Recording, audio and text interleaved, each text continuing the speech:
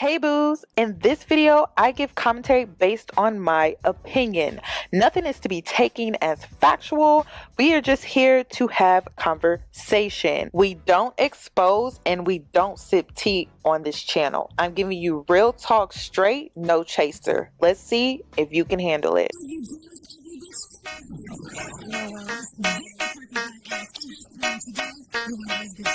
Cause I'm a boss. I haven't done anything for you to be proud of. Of course you have. You are marrying a man who can support you.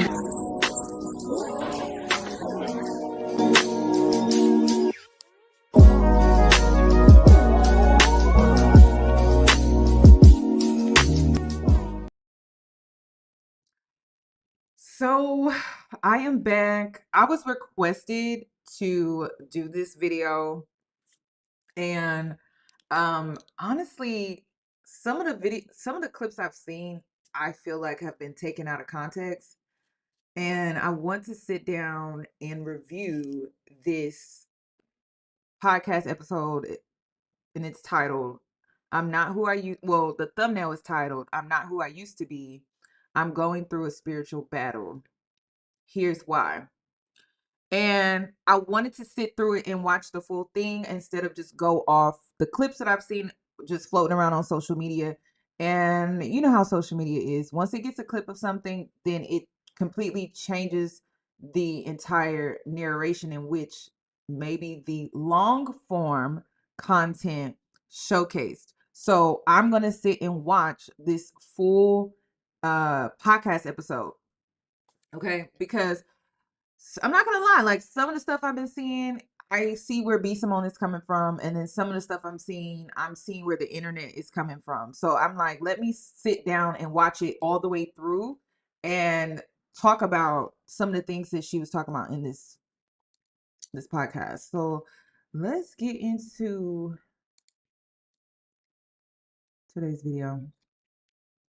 Happy Friday! Happy Friday to everyone. Okay. Let's see.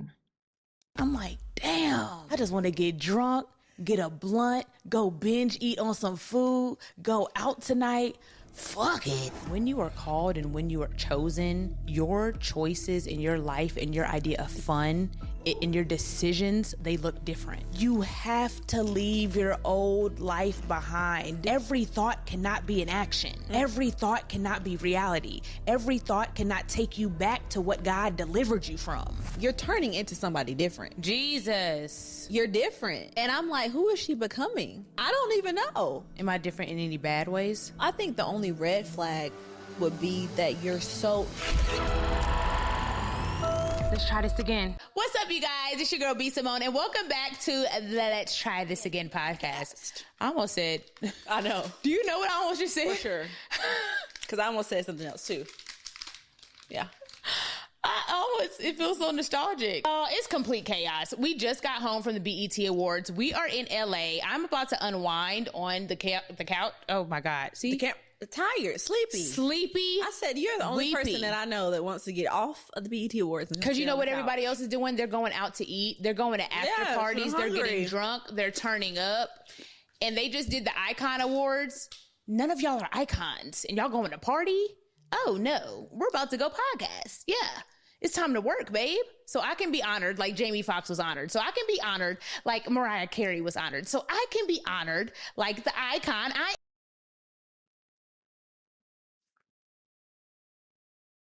I be seeing why the internet don't really like B Simone. It's just sometimes you can think certain things, but you gotta be real and be like, should I say it that way? Because listen, she has her dreams. I'm not here to take that away from her. But when you include other people in your way of thinking and think that that is the standard, that's when shit gets weird for me. And I think that's why the internet is giving her such a hard time. Because it's like, okay, you want to come back to your crib and you want to do a podcast episode, that's great. But okay, like you don't know why other people are going to those parties. They could be going to network. They could be going to network and meeting new people. You have that already established. You have network. You know people. You are connected to people. Those people may not know people and be connected in the way that you are. So it's just, I don't get like why, like, and see, I'm really watching this because the internet has labeled B Simone the problem, and I really want to see if she is the problem. Do she be doing annoying things? Like, yeah, she does. She does a lot of things that are annoying, but is she really the problem? I just want to watch this and see, because I'm moving past this. I'm moving past this, but I get why she rubs people the wrong way. She offends people easily, just the way that she says things and the way that she words things. She has a way of putting down people to uplift herself. And I don't think that she understands that when she words things a certain way, that is what she's doing. And so it's like, F all of y'all, because I'm better than you because I'm doing this. And it's just like, you can do you and be confident in it without putting others down that may be doing the opposite of what you're doing. That's it. That's all. Thank you, Panda. I am. I'm trying to have longevity and be a legend. I'm not going to the club. I'm about to go podcast. And, well, I told you to order food. I don't know why you didn't. It would have been here right now. You could have had a feast. Too much. I was so hungry. I couldn't think. What's going on? I'm shaky. You know why I'm shaky. Baby, you're on day what of this fast? We'll get there. I'm about to unwind, by the way. Y'all, if y'all are listening to the audio, first of all, I'm sorry. It's a lot, but the audio drops every Monday. The visual drops every Tuesday. If you listen to the audio, go watch the visual. I am unwinding on camera. I'm in my BET outfit. I'm about to take off my shoes and my earrings. Her shoes are already off. Welcome back, Shekinah. Y'all know Shekinah. What's up, y'all? Okay, Sissy, how do you feel? We're back in our favorite place. We absolutely adore LA. We love LA. It's like a piece of our heart is in LA. No, it is. Why is that? I don't know what that means, but I just think it's the next phase. Like, it's next step. Yeah. Like, you went from the Carolinas. Where did you come from, Raleigh? To Atlanta. It's like Raleigh to New York.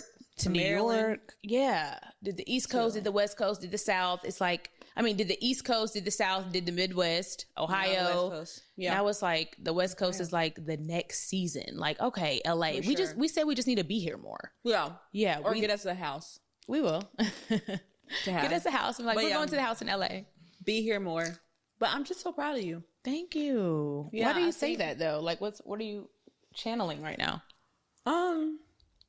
Your resilience. You just constantly push through. I don't know how you do it. I'm like, what? I would have been broke. I don't even know. That's not true, because you're so resilient too. I don't know. You done been through some shit, so stop. For sure. Yeah.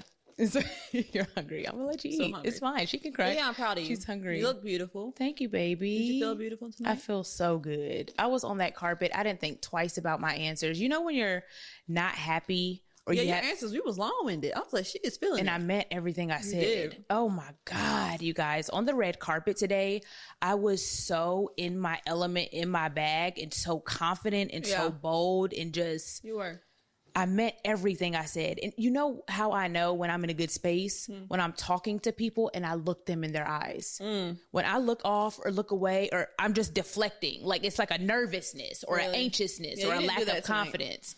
I looked at every single person in their eye the whole time we had a conversation. And that's when I know I'm in a good space. So I feel really good. Like, I'm just in a confident season. I'm in a bold season, and I'm coming out of so much darkness. Yeah. You know? So yeah. That makes me think about, I think the last event we did, I called you after, and I was like, I really want your confidence to come from a place, a secure place, and a place of like, not kind of before, not that I thought you were faking it till you make it, but there are some moments that you have to put on a face. There are some moments that you gotta fake it till you make it to feel it. And I was just like, I don't want you to fake it to make it. I want you to feel the confidence. To be it. I want you to be it. And I think today I saw you being it. Wow. Yeah. Opposed to the other event when we had our conversation. Yeah. Tell them what you told me. Like, you know. I told you that. What else did I tell you? No, I'm just saying that, like, you know, you kind of pulled me to the side and were like, basically that. Like, she pulled me to the side and was like, you know, how do you feel? I was like, I was a little nervous. Okay, I gotta stop them. And I'm gonna ask the chat. Do you feel at times that when B Simone is asking her certain questions, it's centering herself? It's not centering them. but it's centering herself to where she will be validated. Have you ever been in a friendship where they need constant like validation and reassurance? That's the vibe that I'm getting from so far from their interaction. Um, like she'll ask her questions about herself, but then like somehow it's the conversation gets put back onto her, or the narration gets put back onto her, and it's being done in a way to where she's being validated and praised, but it's like, what about your friend? And it's like she said, oh, well, you're resilient too, you go through things, and then just moved on to the next thing. I've been in friendships like that, and it's draining.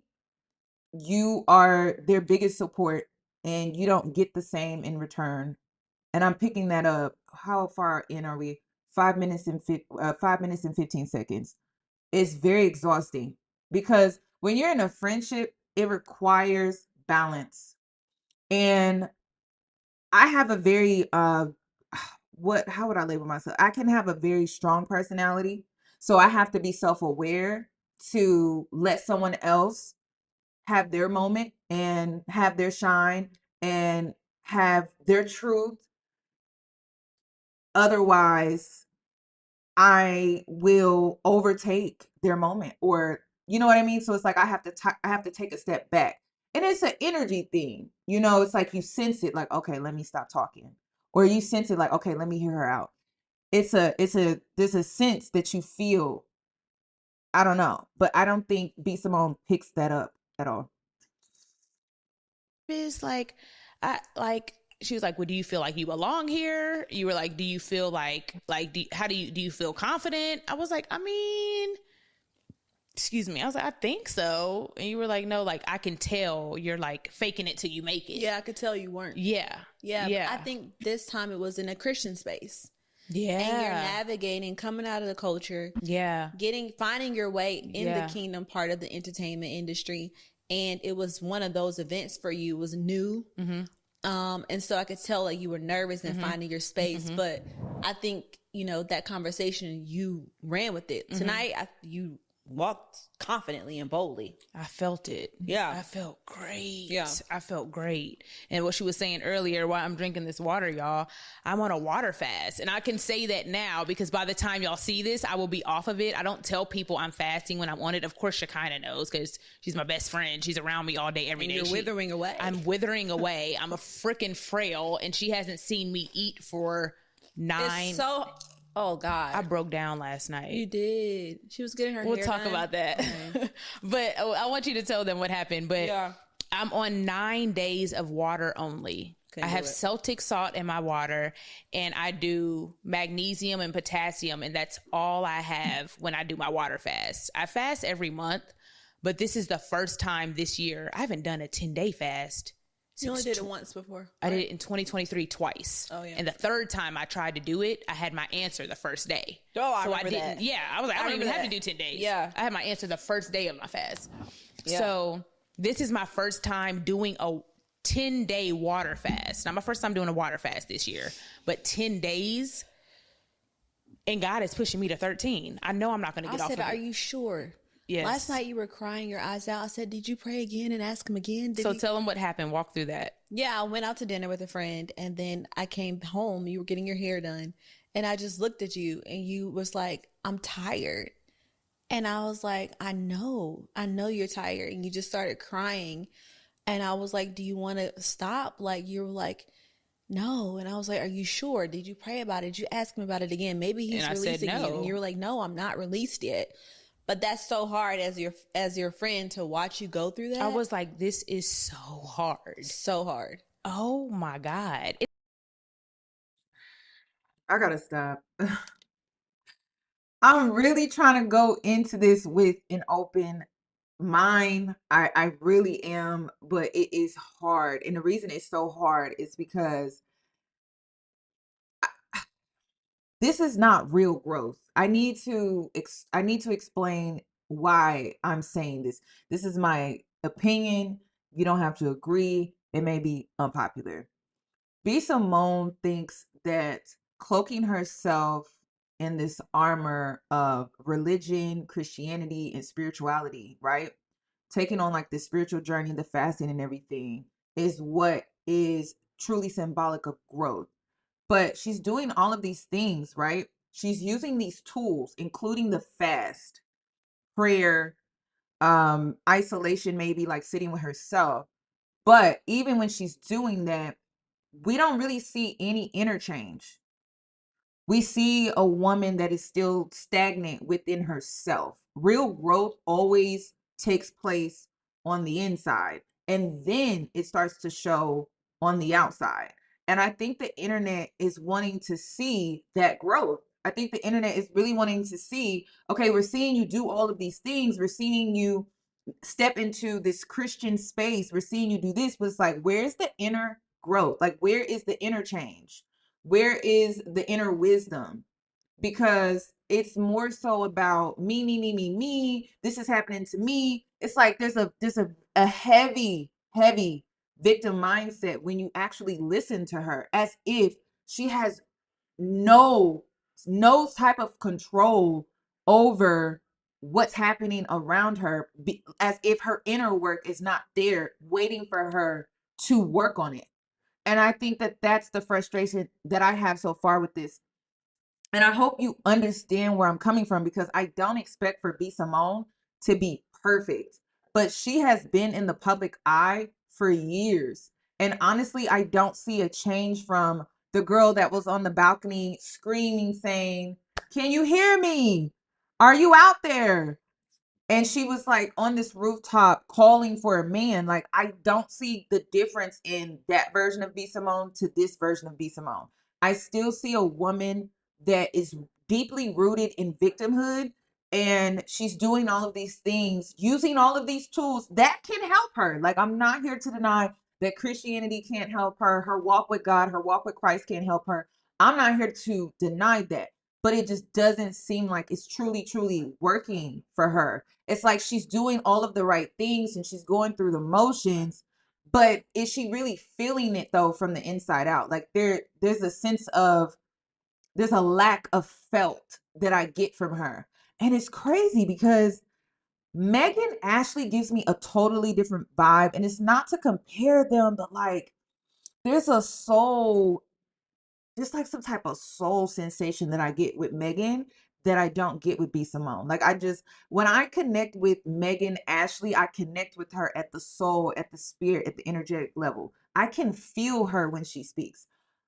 When I am listening to B Simone, I don't feel her. I hear her. I mean, it's hard not to hear her, but I don't feel her.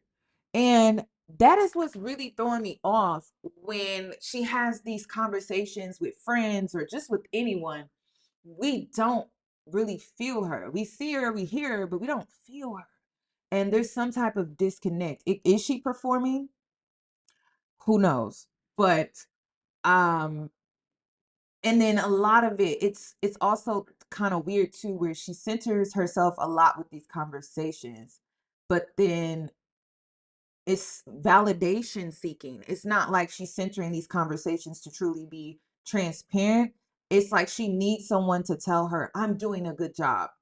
Not, "I'm being transparent to show you that this is where I am, this is where I'm trying to get to, or this is where I was, and this is where I'm trying to get to." It's more so, can you validate what I've been through or what I'm going through, because I need that. And that, once again, it's not being felt. It's just being heard. That's it. And it's not even the hungry part. Like, you get past the hunger. Like, I can't say, like, if I had a pizza in front of me, I'm past the food. Yeah. It's 9 days of water. I'm past the food. It's just the like, mental. Your spirit is yearning for answers. I'm about to cry now. Yeah, I know, me too. I know. It's like you're yearning for God's voice. You're yearning for something to Because hold. when you fast, your spirit becomes set apart, and you're sensitive, and you're seeking, and you're desiring. And I have a question, because I talk about this a lot. You all know that I'm more spiritual than I am religious. I believe in God. However, I don't really do the religion stuff. However, one thing I know about this journey, it doesn't matter if you choose to take it on spiritually or religiously, you can't hear God until you put your ego down. And I want to ask you, because I've been pointing this out, I don't care what you choose to take on. If you're truly here to improve yourself, You have to go through an ego death. You will not be here. You will not be able to hear anything if your ego is in the way. And you are talking to a woman that did not understand what my ego was, did not understand how it shows up in my behavior, how I think, how I view things, how I take on certain perspectives. I have an ego. We all have an ego. We live in a society that likes to put a lot of fixation on the male ego, but the feminine ego is very real. And in order for you to truly hear God, you have to put your ego down. That includes righteousness. That includes holiness. That includes perfection. That includes feeling the need to always be right. Because you're not going to always be right. There are going to be times where you're going to be wrong, and that's okay, because you're not trying to be perfection. There are going to be times where you don't have the answer. You don't have it, and you're seeking it. It's okay. It's okay. But women have egos too. Sometimes it can be very competitive. It could be comparison. That is a thief of joy. Comparing yourself to what others are doing. And in the start of this live, she was comparing what she was choosing to do compared to what others are choosing to do. That's ego. That's ego. So that is one thing that I know. It doesn't matter if you're spiritual or religious. You are really wanting to take on this journey. You have to put your ego down. Now, I'm going to warn you, because when you put your ego down, there's shit about you that you're not going to like. There are things that you will see that will scare you, like, oh my God. Oh my God. And that's the part where when I say do your shadow work, well, first, in order for you to do your shadow work, you have to put your ego down so you can do your shadow work. Because oftentimes we don't want to confront these things. One thing I know about humans, they don't like being told that they're wrong or that they did this thing that makes them look like a bad person. They always want to be seen as a good person, right? And you can, but you have to be real about it. You got to know when I didn't handle that correctly, or I could have handled that better. So that's one thing I'm noticing with B. Simone. I don't really see that she's gone through an ego death. And it makes sense because she just felt like, and we haven't even gotten to that point yet, but I've seen the clip where she talks about, oh, I couldn't go to Bloomingdale's. I had to go to H&M. Sis, and first of all, what's wrong with H&M? And that's what I'm saying. Like, you listen, one thing I know about this life, and you're taking on a spiritual journey or a religious journey, whatever the case may be, that type of stuff shouldn't matter. You should be way above that because you went through the ego death. So now you're not here serving two masters. You're not here serving two masters of materialism. You're only serving one. You're only serving one. Materialism is of the world. So Bloomingdale's versus H&M, like, it shouldn't be a difference to you. But for B. Simone, it's a difference. There's a difference. And it's like, why? And that's what I'm saying. Real work is when you put your ego down. And if you feel like it's just such a big deal for you to go to Bloomingdale's versus H&M, sis, and I think that her audience truly wants to see the inner work done, and that's what's lacking. She'll sit down, she'll have these conversations, and it does come across pretty performative, but then, like, she'll say certain things and it's just like, at this point, based off of these conversations, you should be past materialism. You should be past Bloomingdale's versus H&M. You should be past that by now. And this is the thing. One thing I noticed about people who put on a good act, if you listen to them long enough, they will expose themselves. If you just listen to them long enough, you'll see that they're just a performer, wearing a mask, doing what serves them in this moment. If you listen to them long enough. So let's continue. Desiring something of him. Do you feel like you're getting what you are seeking for? Or is that where your frustration is? Was that the tears? I feel like today I was weeping in prayer. I was like, God, help me. You were. I woke up. That was my alarm this morning. I can't believe you heard me. Oh, I woke up and you were like going at it. Jazz called and she's like, where's Braylon? Like, we have a phone call. I was like, baby, it's going to be another 30 minutes. She is in there wailing. Wow. Yeah, you were gone. I was like, I'm not going in there knocking on the door because she's in her bag right now. Wow. All I kept saying was, help me, Jesus, help me, Jesus, help me, Jesus. Lord. Help me fight spiritually, help me fight. So I feel like my answer is in what is happening in the spiritual realm. I feel like I am attacking something that I can't see right now. Wow. That's what I feel like. This is going to be so controversial, but I'm going to say it because it needs to be said. One of the main reasons why I walked away from religion, organized religion, not God, organized religion, was because you're asking for Jesus to fight something when you have the ability to fight it yourself. You have the ability to take on whatever you're dealing with yourself. Seriously, you're going to be waiting forever. You're going to be waiting forever. And it's not that Jesus isn't with you. It's not that God isn't with you. It's not that your ancestors are not with you. They're just wanting you to fight back. That's it. That's it. They're just wanting you to fight back. You're in this battle and you're calling as if you don't have the withal within yourself. Because I believe that God doesn't put you through things that you can't handle. So yeah, Jesus can be there supporting you. God can be there supporting you. Your ancestors can be there supporting you, but you have everything within yourself to fight back. And the reason why I wanted to talk about this isn't to come at religious people at all. It's because a lot of people are going through like a spiritual battle right now. There are spiritual battles happening all around us right now. It's different for different people, but that, oh, I'm weak and I need Jesus to help me. No, yes, you were born equipped to handle what you were going through. Don't ever forget that. And maybe that's what this spiritual battle is all about, is to show you, is to teach you that I have everything within myself to fight whatever this is that I'm going through. Seriously. So it would be nice to see that from the Christian community, that you can fight. This whole, and I get it. Sometimes it was how we were taught, like how the religion was taught was to turn the other cheek and to be kind. And even when people are doing us wrong, or even when we're going through something, but it has a way of disarming you. Like it has a way of weakening you. It has a way of weakening your spirit and your mind. It has a way of doing that. And it's like, no, stand up. You can fight this. You can take this on. Okay. So, and I have, like, I've gone through spiritual warfare, especially when I was younger, where I felt weak. But one thing that I realized was when I was in that mindset of depression and suicide, I was a victim and I saw myself as a victim, and that was it. And I was weeping to God because I was just like, why is this happening to me? I have done everything right. I haven't done anything wrong.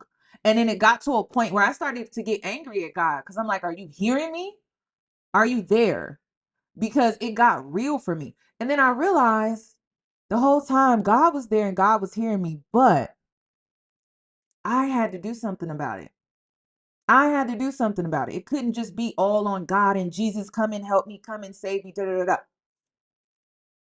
It can't. And it's just like, I'll use the example when I was training with a trainer. My trainer could tell me to do all the right moves, can guide me to make and do all the right exercises, create a fitness plan, and create a nutrition plan and everything. But I still had to meet my trainer halfway. I couldn't just sit on my ass and be like, I don't know what to do. Can you help me? I need help. Can you help? I had to get off my ass. And so I had the support, right? But it still took my doing to get me there. Like it took my effort. It took my discipline. It took my consistency. It took me showing up. So at the end of the day, it's like, listen, you can have all of these tools. And one thing about me, Simone, she has all of these tools. She had the rose quartz. Now it's Jesus and God. And it's like, listen, it's great. But at the end of the day, if you are not going to meet halfway with this, it's not going to work. And I'm going to tell you right now, a lot of it is self-love, because She right now is calling on Jesus, but if she just realized that all you really need is self-love, like God and Jesus is there supporting you. If you had self-love, then you would know that you have the ability to get yourself out of this situation. You do. Because there's a self-love aspect to this as well. Like, I am strong. I got this. I can do this. I can overcome this. That comes from self-love because you are aware, you're self-aware through your self-identity and through self-love that I am capable, that I can do this, that I am strong enough. I'm mentally tough. I've gone through battles before this. There's ownership. There's accountability. There's so much that goes into this. And I feel like that is truly what is lacking with B. Simone's growth. It's not that God ain't there. It's not that Jesus isn't there. It's that it is internal and she is leaning on these things outside of her, thinking that that is what's going to fix her. And that is her, to me, her biggest mistake when it comes to this journey that she's on for right now. It could change in 5 years. It could change in a few months. You never know, because honestly, when it comes to this journey, you could just have a mental shift, an awakening of some kind, right? And then you just adapt and you pivot. But sometimes I feel like the thing that's holding B. Simone back is her ego. It's her ego. It's the ego. It's like it's blocking her. It's like she can't see it. And it's crazy because I think she's confusing her ego for self-love. And your ego is more surface. Self-love is more deeply rooted. It's internal. It's like your foundation when it comes to like your self-esteem.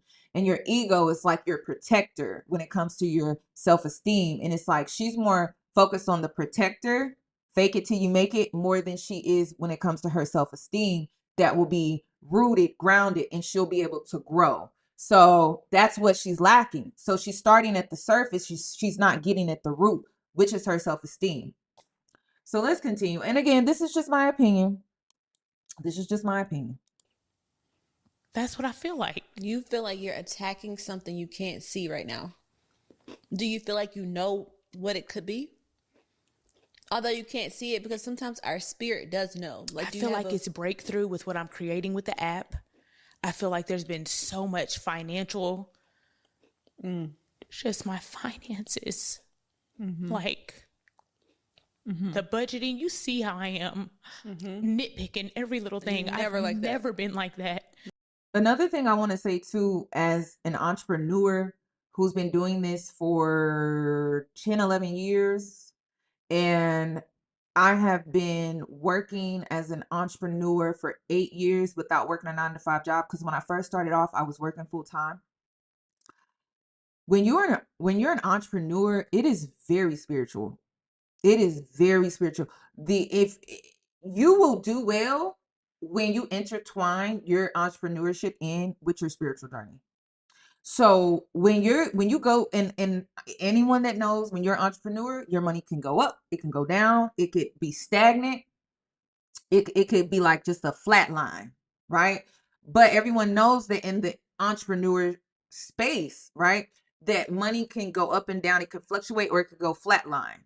Typically, what I've learned on my journey of being an entrepreneur, anytime that my money, and when I say my money is funny, it's not always I'm broke, right? I either just see no growth, or I see just a flat line stagnancy, or I go up and down, up and down, up and down, up and down. And the reason that is happening is because money is energy. It is. And it's spiritual as well. It's spiritual as well. And so typically when you go through financial hardship within your entrepreneurship, and it looks differently. Financial hardship could just simply be you're not doing bad, but you're not doing as well as you were doing before. Okay. Typically, when that tends to happen from a spiritual perspective, it is because there are some things that you need to work on within yourself in order for you to bypass this cycle that you're in. Because it's just a cycle. You have the ability to break out of it. It's just a cycle. But a lot of times we think it is we need to work harder or we need to hustle. No, sometimes it's you are not seeing things clearly. So you lead yourself to burnout thinking that That's what I need to do. So then you're in this cycle of burnout, burnout, burnout, burnout. And that is not the lesson. That's not the lesson. The lesson is it's something else. Like maybe you need to pivot a little bit. Maybe you need to take a bigger risk. Maybe there's a deeper rooted issue like scarcity mindset. It could be a lot of different things. Like honestly, just depends on your shadow work. It depends on spiritually, like where you are within your spiritual journey. And then once you get over that little trial and tribulation spiritually, you'll see how your money will open right back up. You'll see the growth. You'll see how the stagnancy has been completely lifted off of your finances. So she probably is going through a spiritual battle right now, and it is impacting her finances, which is a clear sign that she is going through a spiritual battle. However, what is the spiritual battle trying to teach her? She's doing the fast. She's doing the fast. And sometimes we built a business, but we built a rocky foundation spiritually. And so it's like, okay, let's fix the spiritual foundation because we fixed a great business, but let's fix the spiritual foundation and then maybe we'll see the growth that way. There is some work that she could do, but I'm gonna listen a little bit more to see like what it could be. So I'm gonna use myself as an example. In the past, a lot of times for me, it's been the lack of self-love.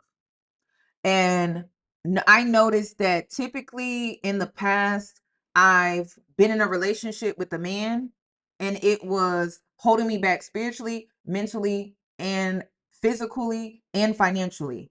And it was because I needed to choose myself. I needed to put myself first and put more focus into self-love. And it was because sometimes energetically people can be around you and you're giving so much to them that now you're not giving to yourself. And you're taken away from your purpose. Because again, this is all about a spiritual journey, especially if you're intertwining it with entrepreneurship. So now it's like you messing up God's plan. And listen, one thing I know about favor, God will favor you as long as you keep going according to what God has planned for you. But as soon as you go off of that path, that's when your money is going to start acting up because now you're not on path, you're not on purpose. You are not seeking God. You're seeking, I don't know, your ego, or maybe you fell victim to the whole societal pressure of I need to be coupled up. I need to be in a relationship. And so now that may not be God's plan for your life right now in this season. And so now you're taking a financial hit. It could be a lot of different things. It could be a lot of different things. At one point, perfection, me being a perfectionist was holding me back. And I had to actually confront like why is this holding me back? Like why am I, and I mean like I have a Virgo placement in like the fourth house or something like that. And I'm like, damn. And I mean like the littlest detail bothers me. Like if it's not, if something's off, it really triggers me. And I had to unpack like, why am I acting like that? Because it was actually holding me back to putting myself out there in a more authentic way. And see, sometimes the journey is about you putting yourself out there in an authentic way so that you can touch those that you are meant to touch. But how can you do that if you're hung up on this whole, I need to be perfect, everything needs to be in place, nothing can be out of place? Well, then now spiritually, you're not being placed in alignment with those that you're supposed to be in alignment with in purpose. You're out of purpose. And it's just perfection. Just perfection. That's it. It's not a man. It's not a friend. It's not family. It's you. And so your inauthentic is, I guess you could say, shadow side that you have, and it's rooted from you wanting to be a perfectionist. It's actually what is holding you back from being properly aligned and in purpose. And then there will be an energetic push where you will be seen more because you're supposed to be seen in purpose, because that's God's plan for your life. You're not just supposed to be seen just to be viral. You're supposed to be seen within purpose, but you're out of purpose because of perfectionist or perfectionism. So you got to let it go. So a lot of people don't understand how when it comes to entrepreneurship, it can be very, very, very spiritual, and you could just simply be out of alignment. And it could be something as simple as you just wanting to be a perfectionist. Or another thing that I struggled with was being seen. I struggle with being seen. I don't want to be seen because I feel like every time I'm seen, I'm misunderstood. And that has been my whole life journey. Like I'm a mean girl, or I'm a bitch, or I don't like a person for some shallow shit. Like it's just so oftentimes I grew up in a household that sometimes it's just better to be seen and not heard, because when you're not heard, then there's no problems, like there's no drama. So I'm used to being a wallflower because it was always safe. Like that was my comfort zone. If I was a wallflower, then I was safe. You didn't really hear me. You would see me, but you didn't really hear me, and I was cool with that. But that stifled my growth. And when God has a plan for your life, you can't stifle your growth like that. So, and here you maybe in the past you took a risk, you wanted to be an entrepreneur. Okay, God is like, okay, this is the plan that I have for your life. But do you not understand that it comes with all these other things like being seen, being heard? You're not really used to that because that's part of your trauma. Yeah, you have to overcome that. It's a very spiritual journey when you take on entrepreneurship. It is very spiritual. So, um, and it's crazy. The people that are supposed to be seen don't want to be seen, and the people that don't need to be seen want to be seen. It's just crazy. It's crazy. It's crazy. It's crazy. And then the people that don't need to be heard should be heard or should not be heard. And then the people that don't want to be heard need to be heard. So it's a lot of that going on right now as well. We were in Bloomingdale's yesterday. I'm like, we have to go to H&M. Yeah, like I notice it in me now, just nitpicking, and it's not even. I just don't have it like to spin the liquid. Yeah, I'm used to having liquid, and because I've invested in this app. So her spiritual battle is. This is why I be saying, y'all. Just like when I be going through spiritual battle, it don't be nothing about anything in this world at all. 9 times out of 10, it be like mental stuff. Like me self-sabotaging mentally. Like me having doubt or me having fear or me overthinking. And this girl is over here having a breakdown about Bloomingdale's to H&M. Y'all, this is insane. This is insane. App and this platform, I don't have the liquid. I got the money. Not yet. Not yet. It's coming. I have it in assets. I have it in jewelry. I have it in, but it's like the liquid. I'm used to seeing a certain amount in my account. But you're also used to a hustle mentality. For sure. And this time when you set out to do the app, you said that you wanted to do something that was legacy. That was going to have longevity. Not quick. Yes, you don't. I don't want it. I don't want it quick, and I'm not complaining. Yeah, I know that. I believe in what we're building. Yeah, but I think that that's what I'm fighting. Use the microwave, and this app is a crock pot. I gotta ask the religious girlies out here: do you think she is building this because she truly wants to help people in purpose, or is it that she believes in what she's building because of money? It just sounds like it's money driven. And listen, one thing, like I said, this entrepreneurship, it's spiritual. You can't fake it.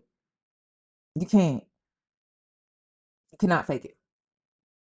You cannot. You can fake it publicly, but you can't fake it spiritually. Can't fake it. I can tell you that right now.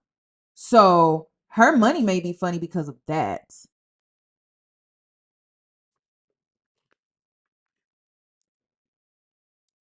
Wow. This app is a slow cooker. Wow. And you're going to reap the benefits of it later. But right now, you're sowing seeds into that. And so it just takes time. But you'll have that liquid cash. I believe that. You'll have all that. I believe you know that. it. I know it. Yeah. But that's why the battle of the app is so challenging, because if you follow me on Patreon, this is why when I tell you to pray, I tell you to pray in gratitude. I tell you to pray in gratitude. So she's calling on Jesus, right? And it's for it's ego driven, and it's for shallow reasons. It's for materialism. So one thing I know about this spiritual journey is when you're not grateful for the things that you currently have, why would you receive anything else? Why would you receive more? You're not even grateful for what you currently have right now. And sometimes you do. You have to remind yourself what you prayed for and how you had it and how you should be grateful, which is why I created those gratitude letters to always remind myself that I am grateful always for present, past, and future. And that is literally how I teach you how to write out your gratitude letter. Past, present, future. Past, present, future. So that at all times, God knows that you're grateful. Even in your most blessed season, or even in your seasons where you may be struggling a little bit.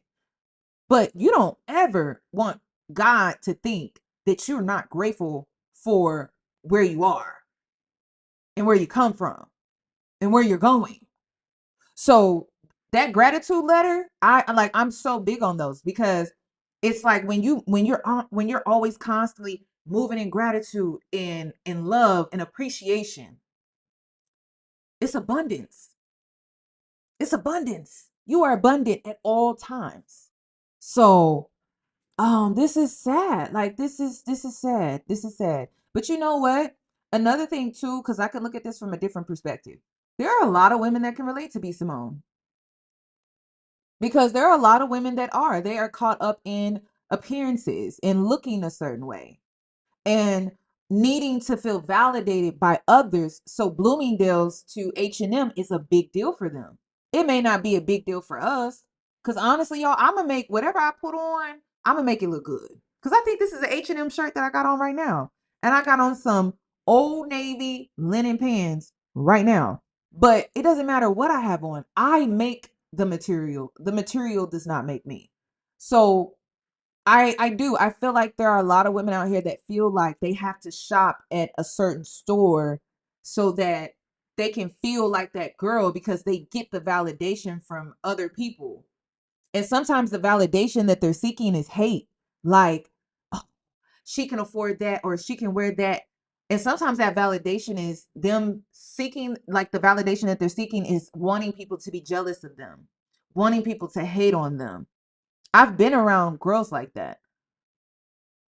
So the competition is I have this price tag or I have this designer bag and I want you to be jealous of me because if you're jealous of me and if you're envious of me, that validates me. This is why I have a very small circle because that competitive stuff, I don't care about it. I don't. I don't.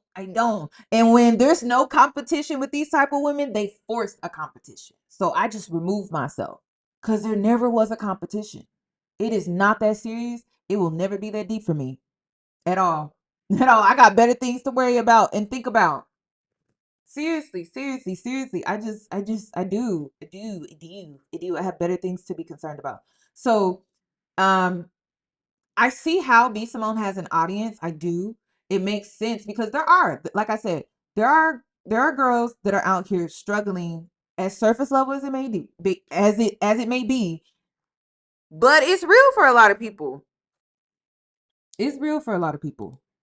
When God's hand is on something, when his hand is on something, it's evident. Do you know how many women's lives are impacted already? We haven't that even casting call we did, bro. Life changing. Life changing. Every girl that's a part of this. Are we allowed to talk about that? Yeah. Oh, yeah. I had major breakthrough moments. She's launching the app, and there's a talk show on the app that I'm a part of, and we sat on the couch. When I tell you breakthrough moments, like that's off the backs of you. Yeah, you're going through this. Yeah, you feel like you're tired. Yeah, you got to fast 10 days. Woo! Yeah, going into 13. Yes. Yes. You talking about you want to be a... I used to think this too. I used to think that money is the root of all evil. Honestly, the intentions behind money can be the root of all evil. And that's what, and again, it takes the accountability off people. And I noticed that about society. Like some of these sayings that we create, Like it's people and the intentions that go with those people that make money evil. Because money isn't evil when you can feed a community that is in need. Money isn't evil when it can give shelter to those that need shelter. So again, money is not the root of all money is not the root of all evil. It truly is the intentions. And this is why I tend to focus more on the intentions when it comes to people and less about what they're choosing to do. Okay? Because it really comes down to that. And we live in a world that I posted this on my community tab. I was so disappointed in how the Black community, what was it? Because my mama sent me this. My mama was upset. Let me see if I can find it. I posted it to my community chat tab. But Black church groups took $300,000 from Target. Why would they do that? And I just, first of all, $300,000 is a slap in the face when it comes to the Black community. That's like we should just accept crumbs or scraps. $300K, and I'm so angry. Like, I have to be honest with you. I'm very angry about that because we were doing so well. We were really we were sending a very loud message. And then for them to go and do that and try to make it seem like they did it for us, I am disgusted. And that has always been an issue in the Black community. Sellouts, Judas. It's like when we're making a way and we're making some progress, then there's a coon coming in to destroy what we were building and the progress that we were making. So I was disgusted. I don't know why more people are not talking about that, but and it's just it's always it gives we can be bought. What happened to just living based off principles? That's where we come from.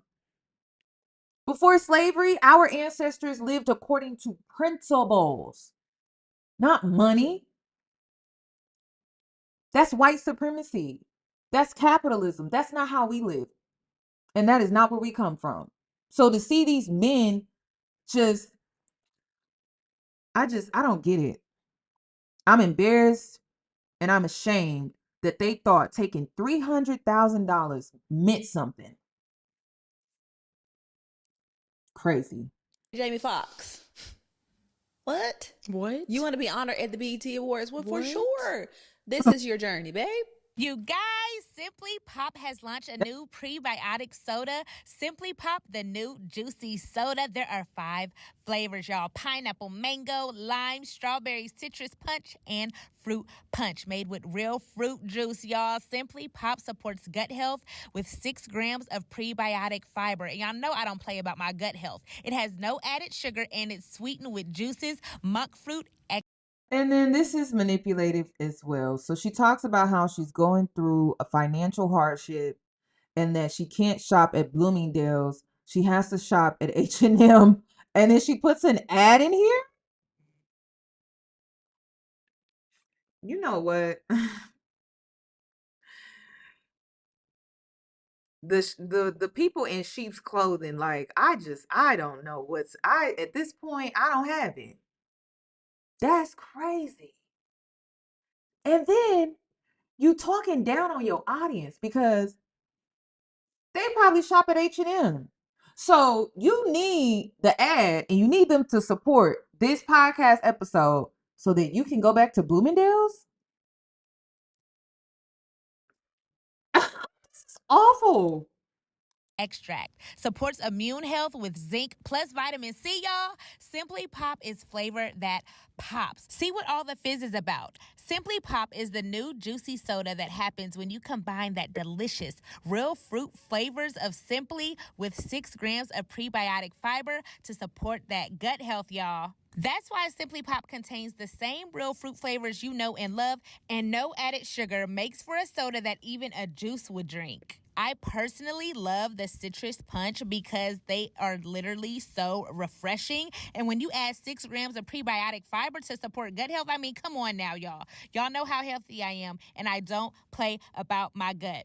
Sip on the juice side of life. Find out where you can try Simply Pop at cokeurl.com/simplypop. And that's what I feel like I'm fighting spiritually. For sure. The app, where it's coming and this and that and the money and the financial freedom and what we're building. And I don't really know yet. You're a visionary. You're a visionary. And from the very first podcast you ever had to now, people's lives are attached to it. Purpose is attached to it. Mine was attached to it. Still is attached to it. Fulfillment is attached to it. You are a visionary. And I have a serious question. What is B. Simone's purpose? Because she talks about purpose, but do y'all know what it is?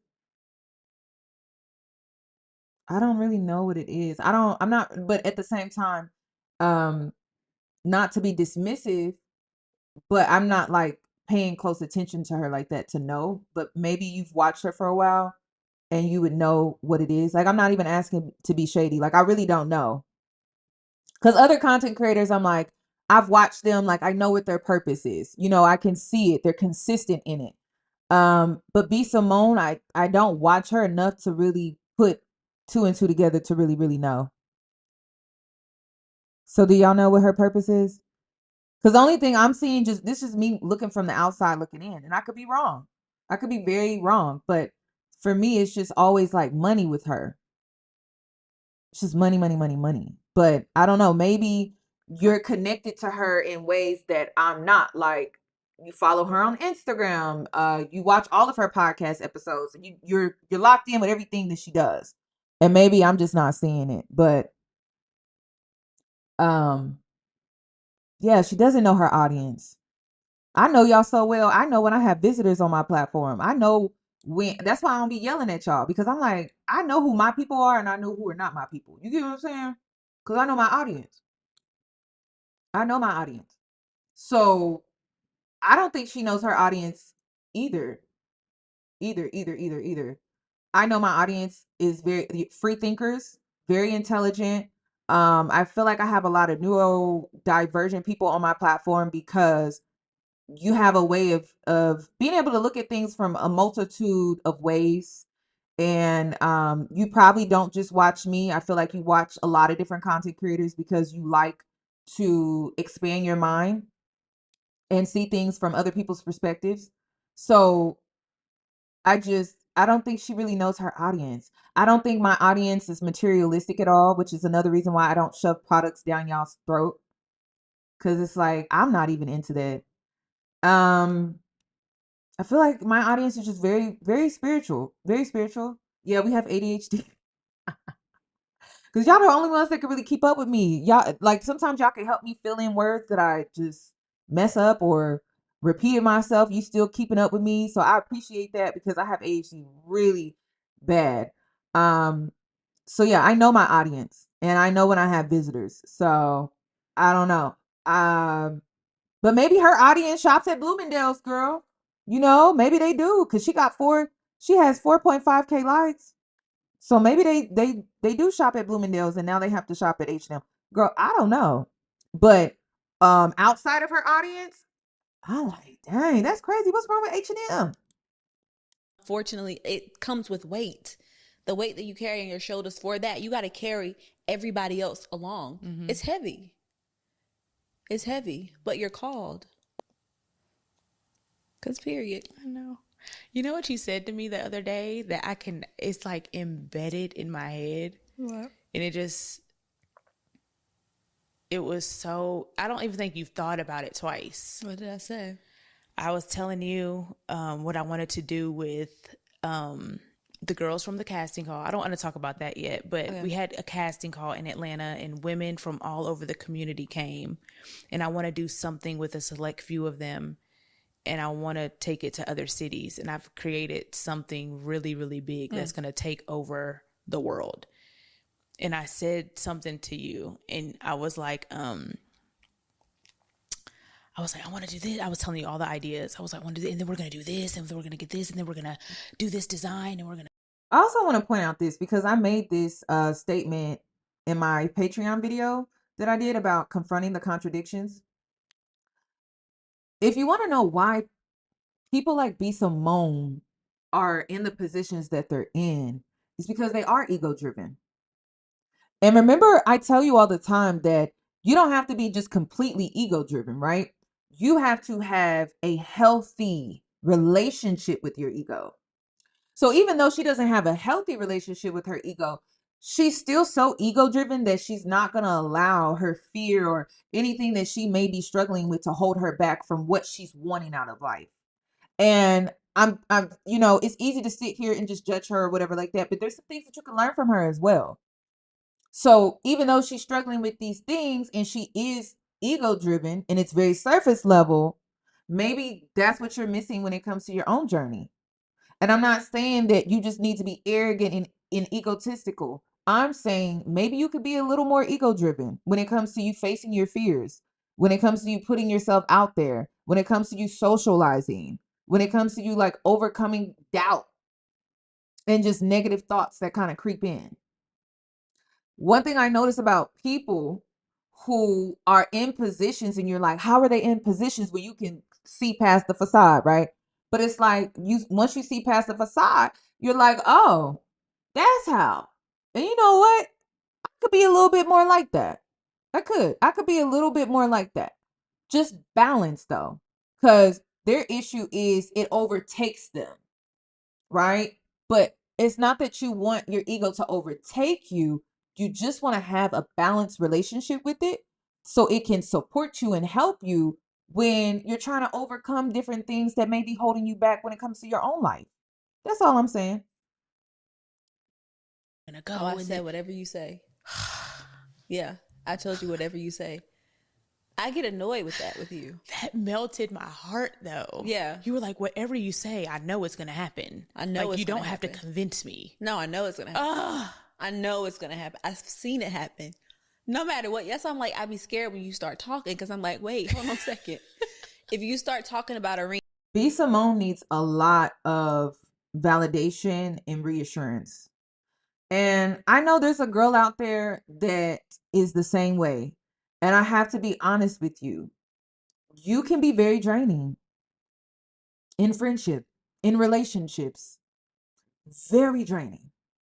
You put too much on others and not in a good way. Okay? And this is when I hear women say things like, "Oh, you're not too much, you're too much." There is a such thing as being too much in the wrong way. Okay? And this is what I'm talking about. The needing constant validation and reassurance. You're going to drain the hell out of other people's energy when you share spaces with them. And it's not their job to validate you so much to the point where they have to drain their own energy to support you. People are going to avoid you. People are not going to want to be around you. You come across overly needy and clingy. And that's not good. That's not healthy. It may be healthy for you because you get to absorb all of that, but it's not healthy for the other person. And oftentimes I find these type of personalities, they can't see outside of themselves. They can't see how all this validation and reassurance and neediness that they have and how that affects other people. It's insane. And so it comes down to people like me where I have to assert myself. And it's not that I feel like you're a bad person, but then it's like I feel like I have to assert myself to set that boundary and I have to be very blunt because you can't see how you're draining me. And that's crazy. And I noticed that these are the type of people that are so needy and they're only concerned about their needs. They don't consider other people at all. So it's frustrating. It's very, very frustrating. These are the type of people that need to learn how to validate themselves. You need to learn how to self-soothe. Amaya on Love Island, the reason why I don't feel like she's too much she's just in the wrong environment, it's because she knows how to self-soothe. She knows how to self-soothe. She does. She does. She knows how to self-soothe. It's just she's in the wrong environment. And that's why when I say she's too much, I mean, when it comes to her personality and her energy around the people that she's around, yeah, because they are performers. They put on masks. She's very genuine. It's different. But when it comes to be Simone, she's a performer. She's a performer, but she's needy in the worst way. She's not, it's not her personality. It's like it's her self-esteem. That's the difference. That's truly the difference. So I just, it's a little off-putting for me. And I'm just like, you would be very draining in any relationship. And this could be why men run from B Simone. It could be why, that's why men run from her. And it's crazy because remember when she tells the story about how she was walking around with the rose quartz, and the rose quartz is supposed to teach you self-love. It's not about attracting love and love spells. It's truly about self-love. So when you love yourself, you validate yourself. When you love yourself, you're giving yourself that validation. When you love yourself, you are also self-soothing yourself, and you know how to self-soothe. It may be through self-care. It may be affirmations, speaking life over yourself. Also, this is going to be controversial as well too. Spell. So the words that you speak over yourself, are you cursing yourself? Be careful about the words that you speak over yourself. Because when you spell it out loud, you may be cursing yourself. Arenas and conferences and this and book. I'm like, whoa. Give it a second, because it's going to happen.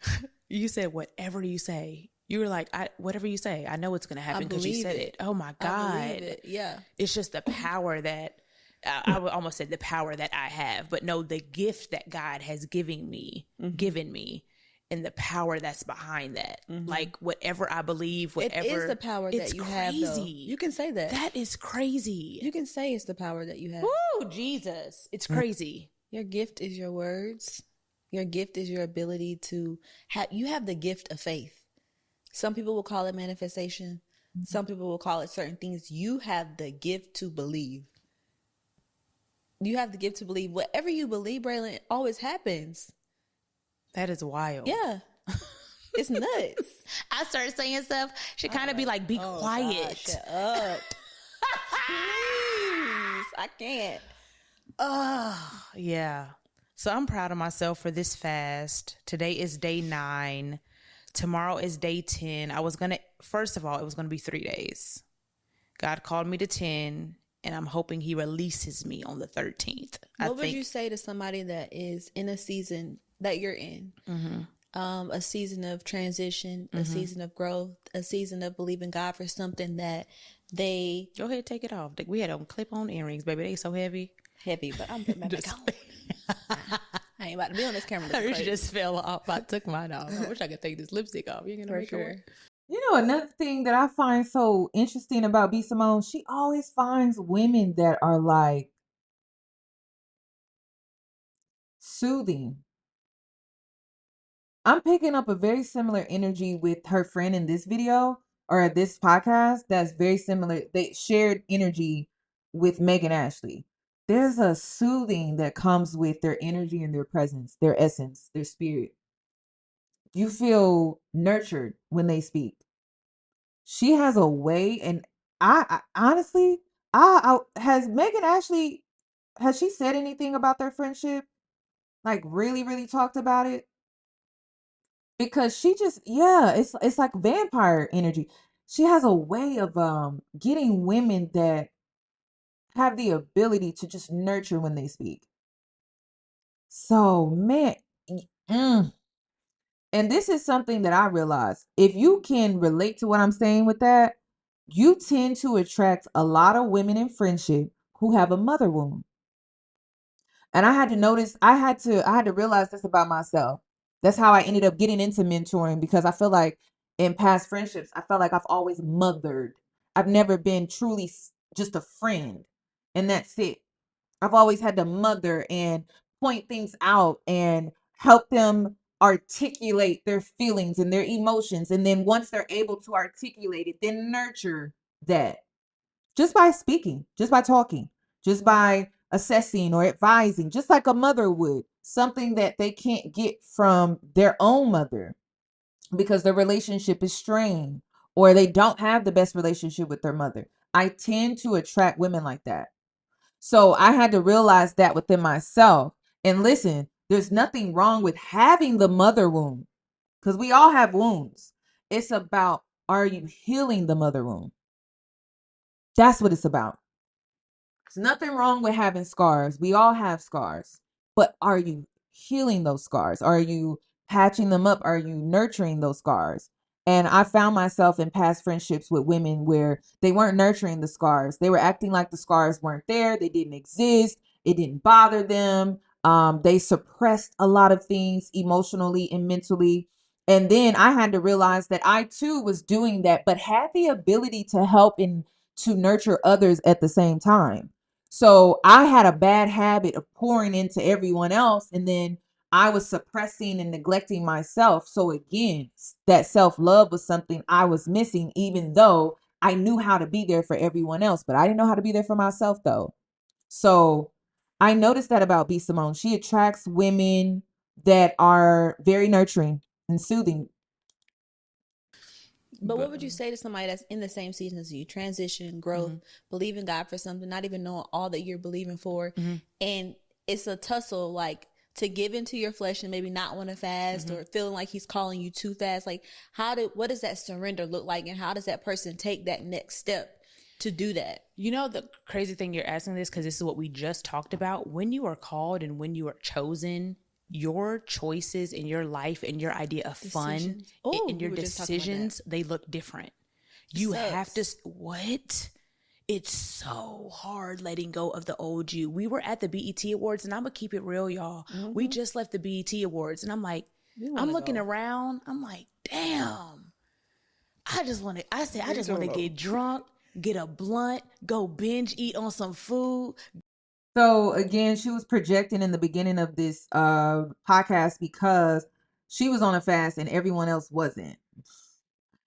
She has a very childlike outlook sometimes.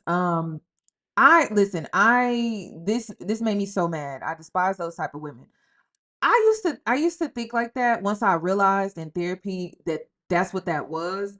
But then my mother was very nurturing as far as my mom wasn't perfect, but like she did speak life into me. There were moments in my childhood where I can remember my mother being in the dressing room with me and I'm breaking down crying because things are not fitting the way that I want them to, or I don't like my body, and my mom is there lifting up my crown, speaking life into me. I don't, the girls that I'm referring to, they never had that. And so it's not to just remove accountability from their behavior, but there is a level of compassion that I do have for them because I had that and they did not. And so, yes, you want to get mad at them. Yes, you want to be upset with them. And in a way, you want to hate them in a way because they have caused you pain, right? However, I don't hold it against them because I can't get upset with the fact that I just give them grace with the understanding with boundaries. Because, see, I used to give grace and understanding with no boundaries, and then I would let them come back in and drain me. But no, I can give them grace and understanding, but with boundaries, like, you're not about to drain my energy. I do empathize with your situation. However, you're not good for me. That's it. You're not good for me. And you need to work on that. And yes, I do. At times, you may even feel somewhat guilty because you had something that they don't have, right? But there are things with my mother, with my own mother relationship that I needed that I did not get, that I probably will never get because it's something that I need to give myself. And they have the ability and opportunity to do the same. And so it just gets to a point as a grown ass woman where you need to start doing some things for yourself and stop putting it on everyone else, because it's not everyone else's responsibility to give you what you need. And maybe it came from a mother wound and you need to give yourself that, but stop putting it on other people. And see, that's the difference. That is the difference in which I did not understand. And it took therapy for me to understand it. Because I used to jump into empathy. I used to jump into grace. I used to jump into understanding. But what about me? What about me?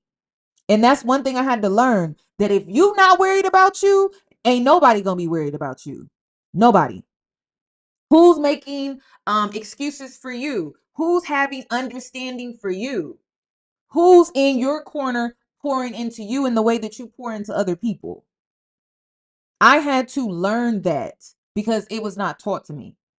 It was not given to me. I had this natural ability to just step in and know how to say the right things, know how to be there and be in emotional support. But I did not have the natural ability to be there for myself. So it took therapy because this was not something that I was recognizing within myself. I just didn't see it. I didn't see it, but I could feel it though, because it took a toll on my energy. Because you feel when you are drained, you feel that. It's like you don't have no fight left in you for yourself. And it just gets to a point where you become a grown woman. You can't keep being the victim. You got to defend yourself, and you have to protect yourself, and you have to give yourself the things that you need. And you can't keep putting it on everyone else. You just can't. You can't. Not when you're grown. Now, when you were a little girl and you couldn't advocate for yourself, you couldn't articulate for yourself, you didn't have the knowledge, you didn't have the understanding. It's like you have that now. So it's different. Stop putting it on other people. And if you want to be a good friend, it starts with self. It starts with self. It starts with you taking care of yourself instead of putting it on other people. Go out tonight. Fuck it. We said some other stuff too. We said some other stuff, baby. I was looking at Lucky Day like nigga. What up? What? That nigga fine. You hear me? Thought the melt on the carpet. What? Yeah, it was nuts. You have to leave your old life behind. I thought about it. Yes. Am I going to follow my thoughts? Every thought cannot be an action. Every thought cannot be reality. Every thought cannot take you back to what God delivered you from. Yeah. Deliverance? We talking about drunk driving. We talking about being in the car with niggas that I don't even know. We talking about going to Miami, going to the strip club. I don't know how I got home. But that's why the price of deliverance is it costs so much. Because in those moments where you contemplate, should I? You're like, I'm not about to give up one night of joy for all of that I just fought through in my prayer room. A moment of fleshly. Absolutely not. A flesh. What is Absolutely it? Absolutely not. Desire, or when you get fulfilled. Fleshly. I don't know the word, but when your flesh is fulfilled for a moment to ruin your destiny and where God is taking you, absolutely not. We back at the Airbnb podcasting. Ooh, I'm just picking up something. So you all have seen me get drunk on this app. You have seen me be lit, smoke marijuana, all type of stuff. Like if you've been here for a while, then you've been here for a while. Straight no chaser. I mean, that's why I have the tagline that I have. But things have really changed for me. But it was never forced. I never felt like I had to change these things because this is what makes me a better person. I was never forced. These are things that I did on my own will because it just didn't feel right. My body was rejecting it. My mind was rejecting it. My spirit was rejecting it. And before it got to that point, right, I was being called away, but I was being called away because I was self-reflecting on how this was self-sabotaging me. So it wasn't that I was being forced, like I have to live this righteous or this holy life. It was that I came to the realization on my own terms that this behavior was not serving me. And at one point it was, because I was out here and I was able to make content. I was able to go viral with it, but it had gotten to a point where that wasn't working for me anymore. And I knew I was being called to grow. It was not by force though.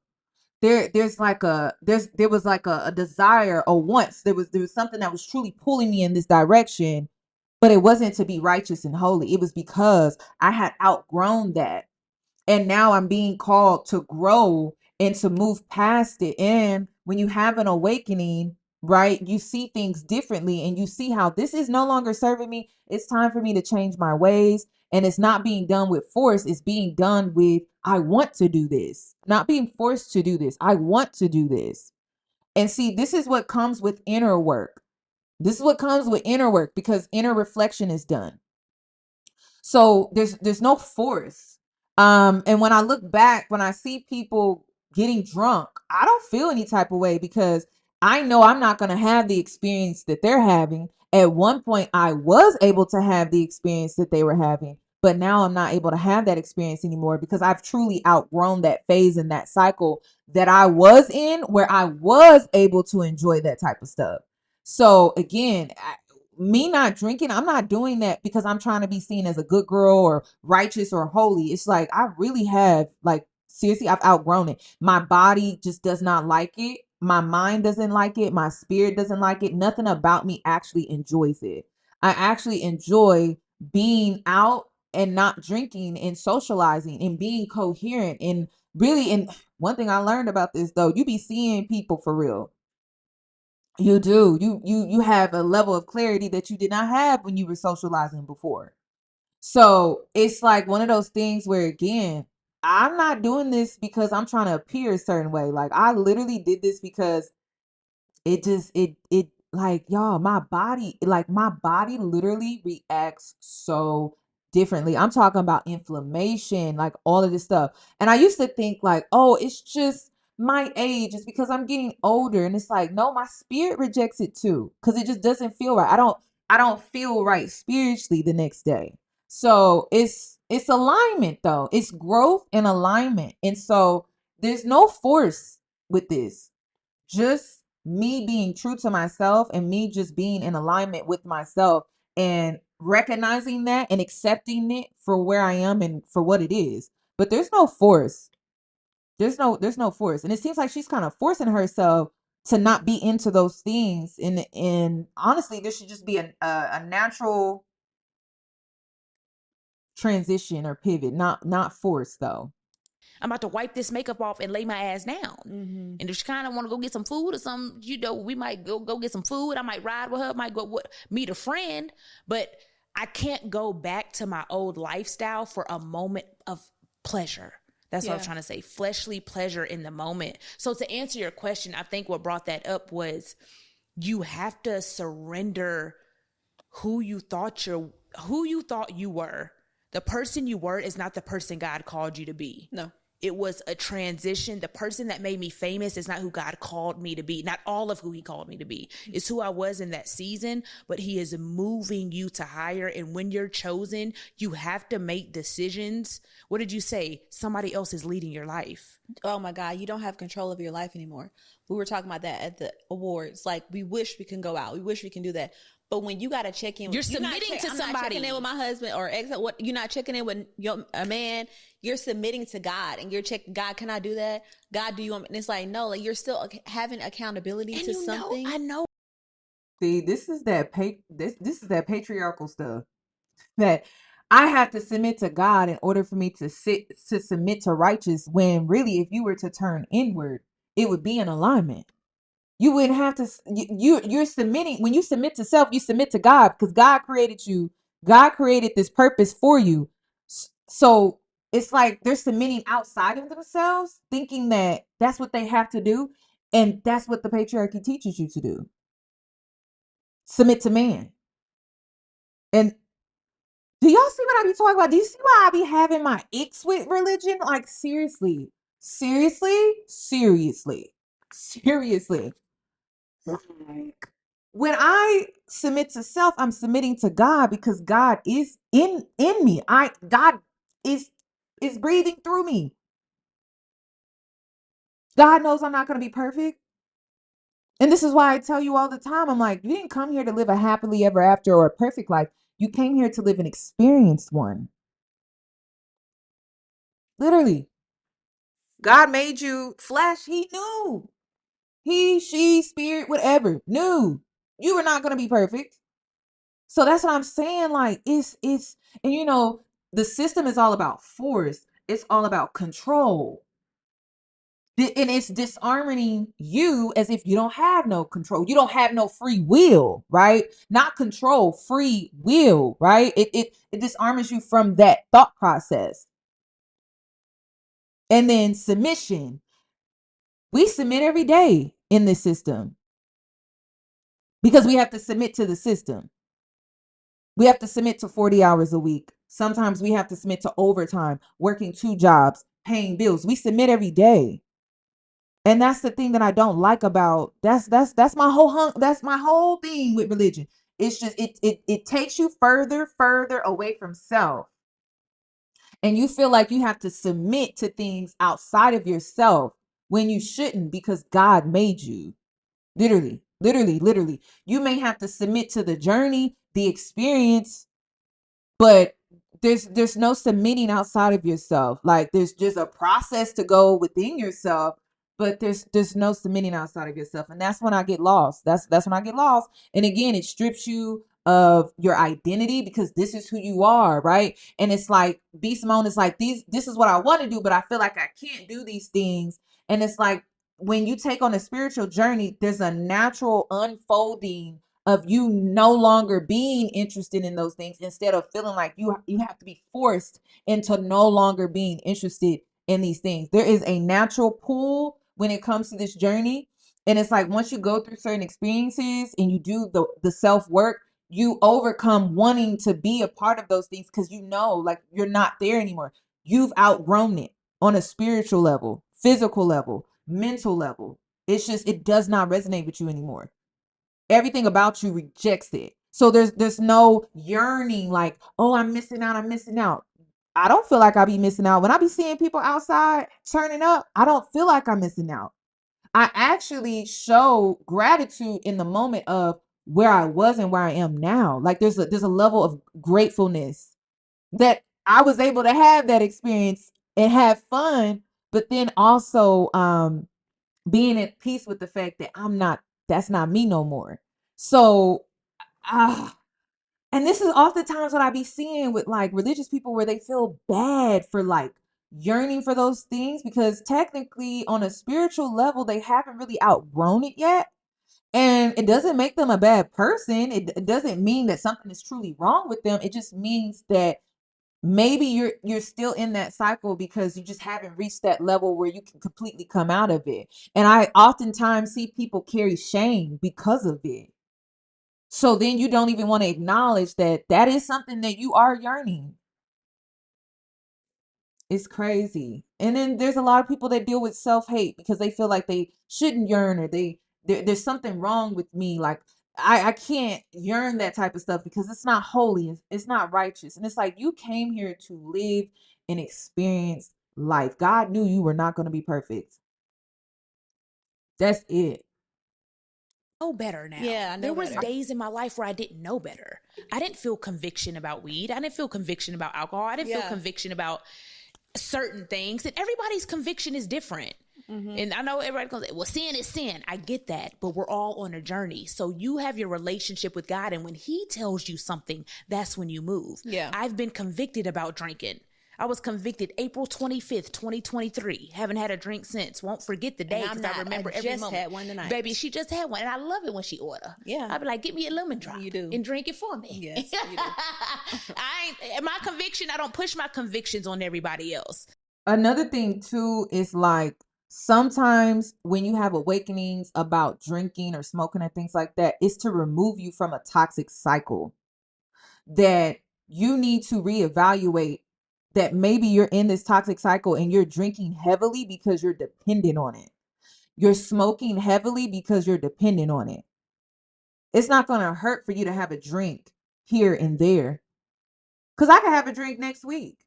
I can have a glass of wine, but it's different. I'm not in the same cycle that I was in before, where I was like drinking heavily all the time, feeling like that's the only time I can have fun, feeling like that's the only time that I can be sane.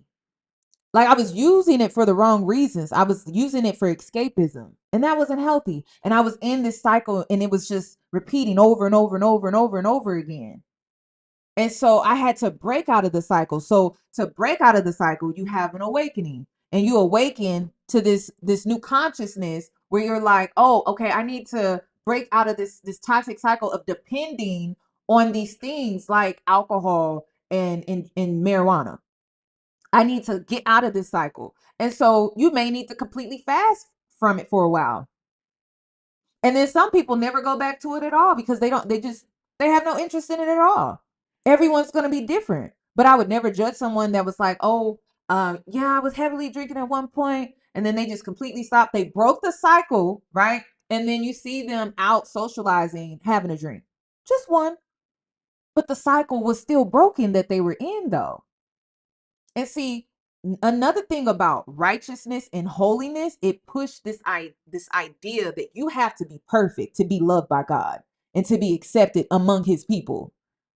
It's not about perfection. It's not. It's about experience and growth. And so once you recognize, okay, I've been in this toxic cycle, I've been drinking heavily, I need to cut this cycle, and I need to get out of this cycle so I can grow. Well, I'm going to leave that behind. I'm going to fast from that because I know that is something that I'm dependent on right now where I'm at in this moment, and I need to break out of that cycle. So it's not about perfection, and sometimes I feel like that is what's pushed with that's a sin, or that's not holy, that's not righteous. Like it really pushes that. And so it puts people in this I feel like depressed state or suppressed state where they don't feel like they can truly live and be themselves and thrive in life because there's a level of perfection that comes with righteous and holiness. There is, because you got to do everything right. If you don't do everything right, it's not holy. If you don't do everything in righteousness, then it's not holy. It's wrong. It's wrong. And it's like, well, you're human. You are human. You are gonna make mistakes. And then here comes the shame. And you know what it reminds me of? I had this bad. I used to binge eat. If you've been here for a while, I used to talk about my binge eating. And it was impulsive. I would just do it and feel so much shame afterwards. Like the shame put me in such a downward spiral. Like I would beat myself up mentally, like, why would you do that? Like, and I had a nasty way of talking to myself afterwards. Nasty. Just super negative because the shame was eating me from the inside out. And so I was in that cycle for a while too, where I would get high off the food and then immediately after feel guilt and shame.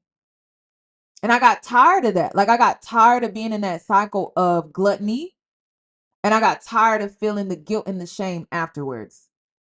That's what this conversation kind of reminds me of. And see, that addictive pattern was food.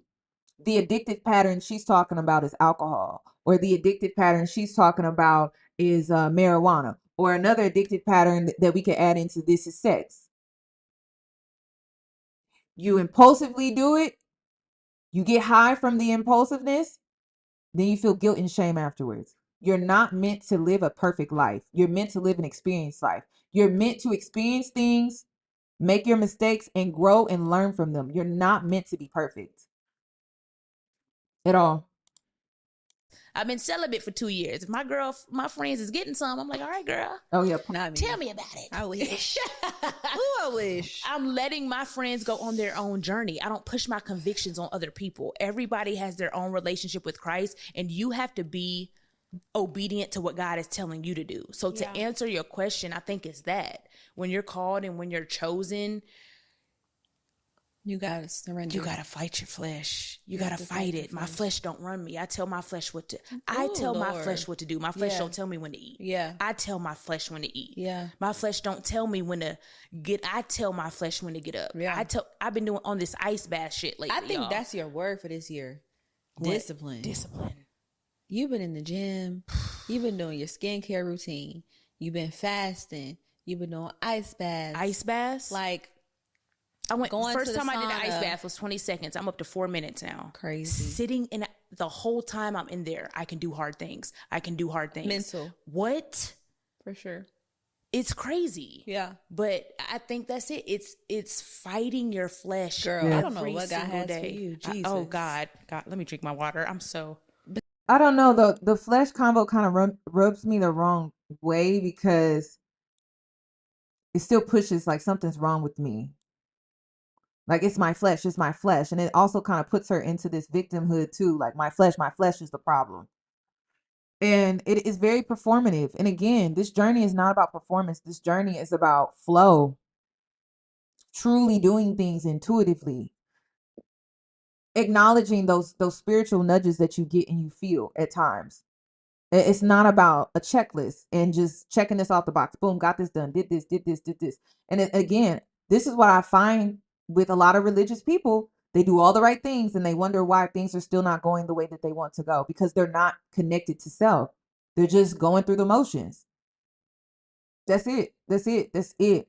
And that's kind of how I felt as a kid in church. Like I would see the adults and they would do the same routine, like, speak in tongues and shout and bend over and praise every Sunday. And it's just like, even when it comes to my spiritual journey now with my prayer, my candle work and things like that, I know when I'm connected to it and I know when I'm not.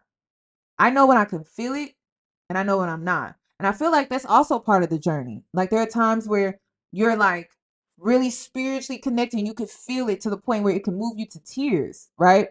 And then there are moments where it just feels like you're going through the motions. I also feel like that's part of this spiritual journey as well in life. So it's just still though, when we think of B. Simone overall, she's still disconnected from herself. And again, doing all the right things is not going to get what you want. It's not. It's somewhat manipulative when you feel like, oh, okay, God, I did everything that you told me to do. Now where's my blessing? It doesn't work like that. It does not work like that. So you have to learn. You have to get the lessons. You have to get the inner, and you have to get the inner standing, and you have to get the inner knowing. Like there's a lot of inner stuff that has to take place. It can't just be, I'm doing this, I'm checking this off the list, and that's it. There has to be a connection with self for things to really flow in your life. Because the mental capacity and the mental strength that you're building right now in this season is nuts. It's nuts. I don't know what it's for. It's I don't mind-blowing. think you know. I don't know. Don't scare me, sis. No, it's I'm about gonna to be unzip. crazy. I'm sweating.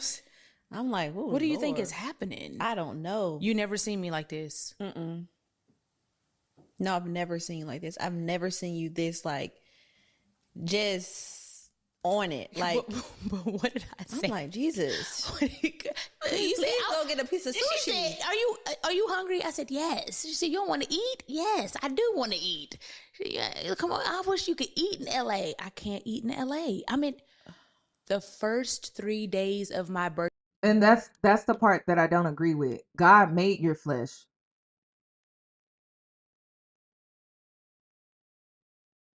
I don't agree with that. God made your flesh. There's unless you're out here putting bad intentions behind your behavior, okay, that's still a part of who you are though. You're just choosing to make a bad choice. But again, that goes to accountability, not blaming your flesh. That goes back to accountability. You're making a conscious choice to do something that you know is not right. You know it's wrong, or you know it's not good for you. But flesh is a part of your body. Like it's a part of who you are. God made you. So it's just, again, accountability. That whole flesh thing, it's like, it's victimhood. That's all I'm hearing is victimhood. Like I have no say so. You do. You're making a conscious choice, but you're coming up short. You're coming up short. You're giving in to what you know is not right for you, or it's wrong. And you just need to be accountable. You need to be real with yourself about that. Instead of saying, I'm fighting demons. It's the flesh. That is a part of who you are. And God made you. There's a level of self-acceptance that comes with, I'm not perfect. And so that's what I'm saying. It's like, it's like, in a way, you're still running from yourself. You don't want to acknowledge that, okay, I'm not perfect and I made this mistake, and I made a conscious choice. Not, oh, I gave in to my addictions, or I gave in to my flesh, or I gave in to my demons. Like, No, like you made a conscious choice. Why did you make that conscious choice to do that? Dig a little deeper. So prime example, right? I talk about the binge eating gluttony cycle that I was in. Why was I doing that? Because I love the high that it gave me. The impulsiveness. I knew when I ordered that large pizza with them wings on the side, I knew exactly what I was doing. It had nothing to do with the flesh. It had everything to do with the fact that I wanted to feel temporarily happy. That's it. I didn't want to face my issues. I didn't want to face my problems. I didn't want to acknowledge the fact that I'm not doing okay mentally. I don't have support. So I chose what was going to make me temporarily happy in the moment. That was a choice that I made. Had nothing to do with the flesh, had everything to do with my mind making a conscious choice and decision. And I needed to be accountable for that. Instead of me giving in to the impulsiveness of just being happy for about 30 minutes, I needed to really work on myself. So then I didn't have to be in this toxic cycle of gluttony. I needed to address what is going on with me to where I'm in this toxic cycle. So again, it's about addressing and that's the thing. It's like sometimes when you put blame on things, you're not addressing what the issue really is. And that's what accountability is all about. It's about addressing your behavior, not addressing other people's behavior. It's about addressing your behavior, your conscious choices and decisions that you're making. That's what it's truly about. Birthday trip in Saudi Arabia. I was out there with Connor. We were out there for 7 days. The first 3 days, I'm in a different country with amazing food. I did not eat for 3 days. And exactly. This is exactly what I'm getting at. When people say fight your flesh, I hear fight yourself, which can lead to self-hate.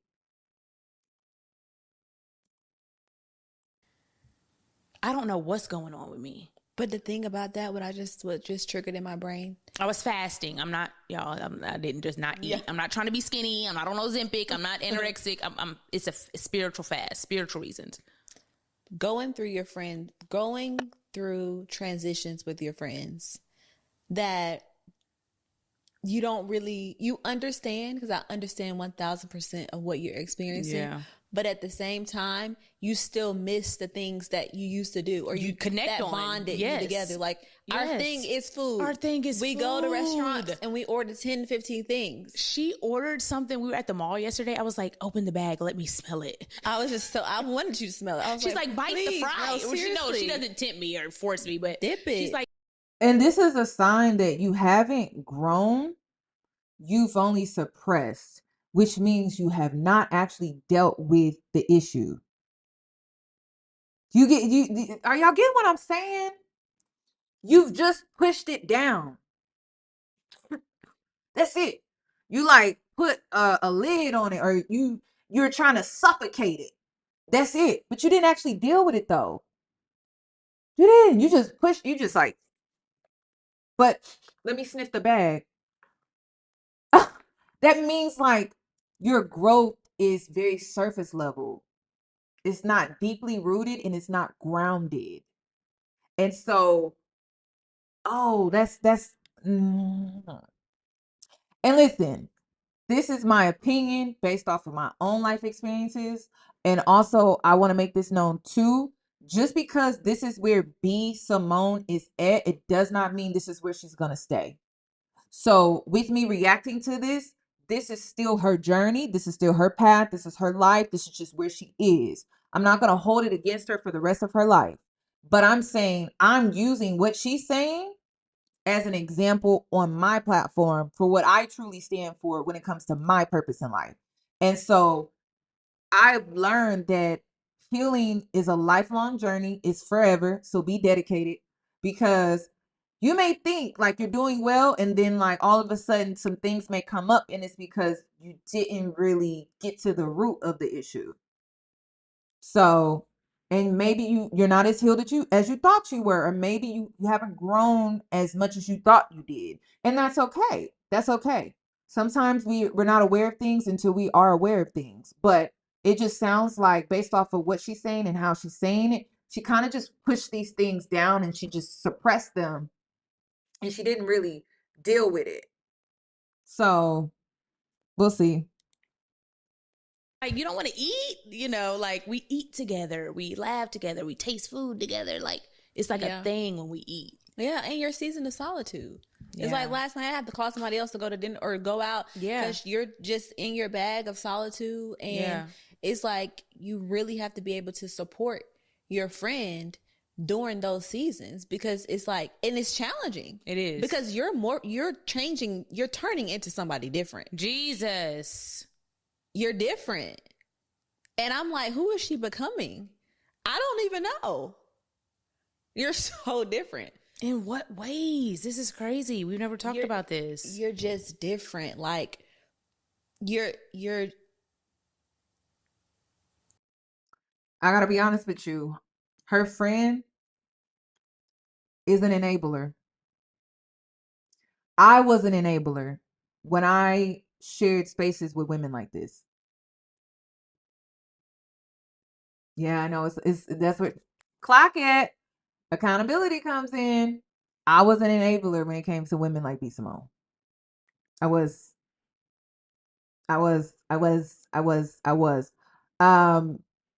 Because you give so much positivity and validation and reassurance when at times they need you to be very honest. And honesty may hurt their feelings. Right. You think you're helping, but you're not. And it's not even that your advice isn't helpful. It's helpful to the right person. But this type of advice that she's giving is not helpful to her because it's people pleasing. It's not helpful to her because it's very surface.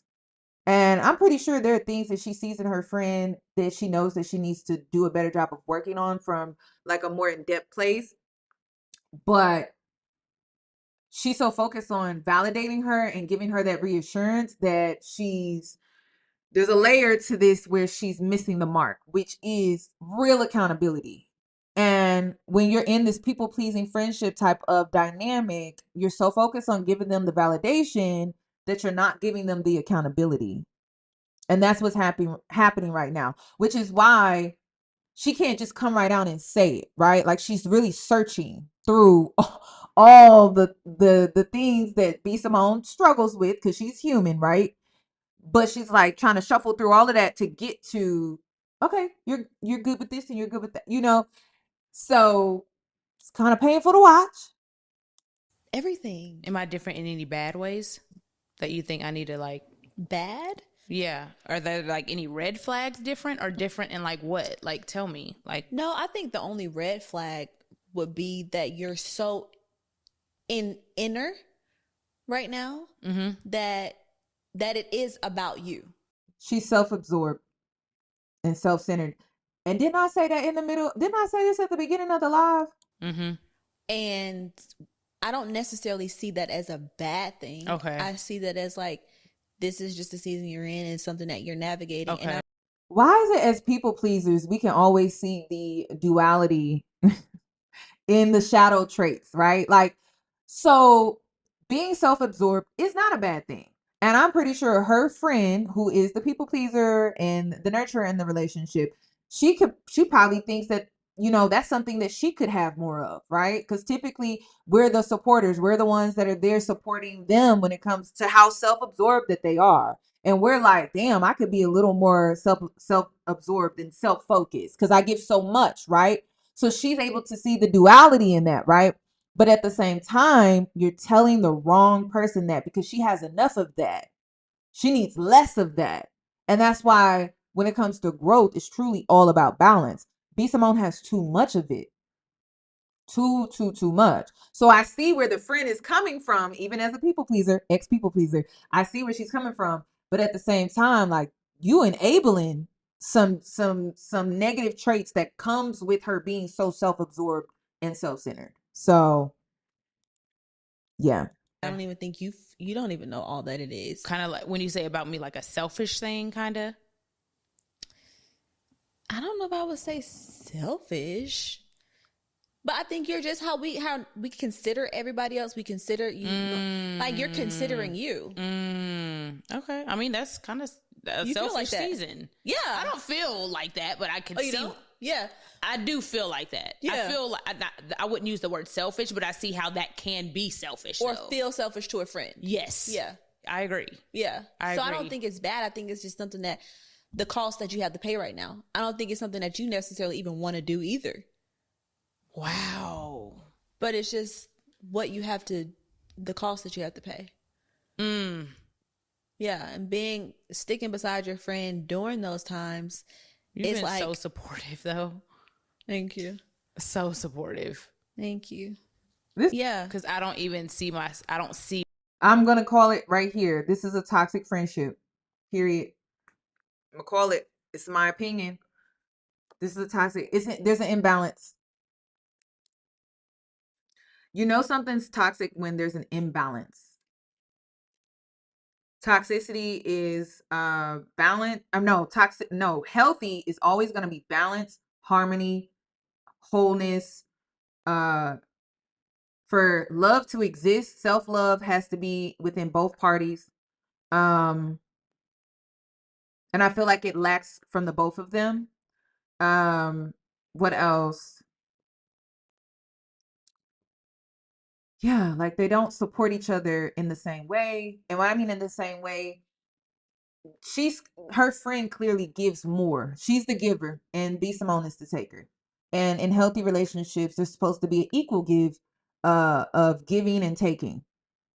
And I'm not seeing that. I'm seeing her friend doing all of the pouring, and I'm seeing B Simone just doing all of the taking. And when you're in a healthy dynamic, I don't care what dynamic, it could be your mother. There has to be give and take on both sides. Okay? And I'm not seeing that. So I'm gonna call it like this is a imbalance, toxic friendship. And if you see things in this conversation that reminds you of your own relationships with people, it's time to reevaluate some things. see myself through your lens, and I haven't had there's no tug or war. You just like, okay, this is what you're doing. Okay. You know, like you speak when there's something to say though. Baby, I'd be like, listen. Yeah. You're acting real. Or like, hey, like you're not being confident or whatever. You tell me however you feel about whatever, but yeah. Dang, let's dig more there. Tell me what?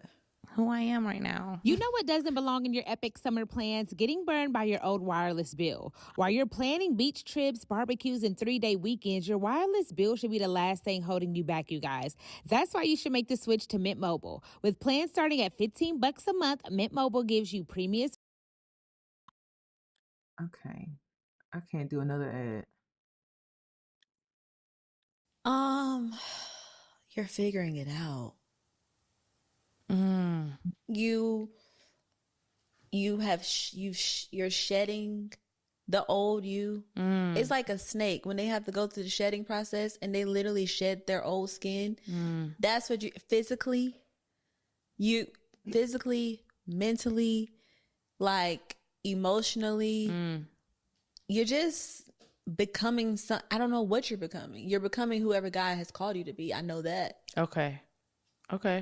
As long as I'm not going down the wrong path. Now listen, there may be some truth to what her friend is saying. Okay. However, you got to know when you have those type of personalities that take that and completely run with it. Because have you ever been in a friendship like this where you give them some reassurance and validation, and next thing you know, like they start ice skating with it, and it's like, okay, you improving a little bit, but it's like, oh, probably shouldn't have given her that much, because now it's like going to turn into this thing where she thinks that she's doing so well that there's not any more work that should be done. You know what I mean? And I get that sometimes from B Simone. Like if you give her that little bit of validation, it's like you gave her a whole bowl of it to where it will just carry her on through. And really, there's still some underlying work that needs to be done there. So that's why I said, I'm like, I'm noticing that, and I think this was really pointed out to me on Love Island, that sometimes we as women can be very enabling to toxicity with women. And they'll come to us with their story. We're automatically on their side, and we don't give any type of objective viewpoint. We just take on what they're saying and we give advice from that, not even really hearing the other person's side of the situation. And in that moment, we may be enabling toxicity. And listen, I'm going to tell you right now, when you do it, it always comes back to bite you in the ass. Because I've done it. And it came back to bite. And when it bit, girl, it bit a hole in my booty. Because I'm like, the signs was there.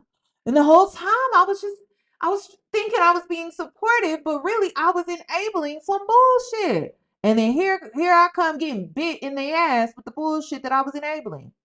So I'm gonna tell you now, don't do it, girl. Don't do it. Don't do it. Don't do it. Don't do it. No, I don't think you're gonna. I think that we talked about this. One of the things that we talked about was I just coming from our friendships, traumas, and all the things that we've experienced within our friendships publicly, and all the things. Yeah. We had a real conversation a few weeks ago. You checked me. And I checked you. You were like, you sound so mad. You sound so angry. You sound so bitter. Like, I was over you were it. like, this is not discernment. This is pain. Yeah. I said, how can Pastor Darius, our pastor, said something and I'll never forget it. He was like, people want to say that they're discerning things, but why is it that you only can discern when somebody bad? When something's bad. Or something's not going right? Why can't this person ever discern when this is a good relationship in my life? Why can't you discern when this is a great opportunity and this is a door that I'm supposed to walk into? Why is it always something? He's like, no, that's superstition. That's actually fear. You're scared. It's fear. You're traumatized by an old relationship. And so many women go through that, whether it's... I agree with this. I agree with this segment here about always thinking something is bad, and when it comes to your discernment, but not being able to recognize when something that actually is good for you. I agree with this part.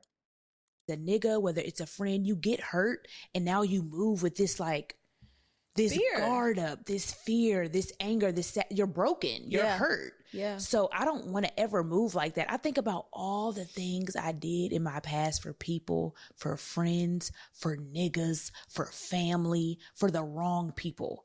The money I done gave people money. I done bought houses. I done paid for divorces. Now think about how I feel as your friend. And let me tell you, I'm going to get there. Mm-hmm. And I've done all that. And then the right people come around that have the purest heart, that love you so much, and you're stifling and you're looking and you're paranoid and you looking people up and down and One thing I'm picking up when she's saying this is it sounds good, right? But I think B. Simone gives from a place of validation, support. Like she does things because she wants you to be on her side. And then the new people that she's saying that she attracts, she's not giving to them, but I think it's because it doesn't come with an incentive, meaning like they may not support her, you know, they may not give to her like those other people gave.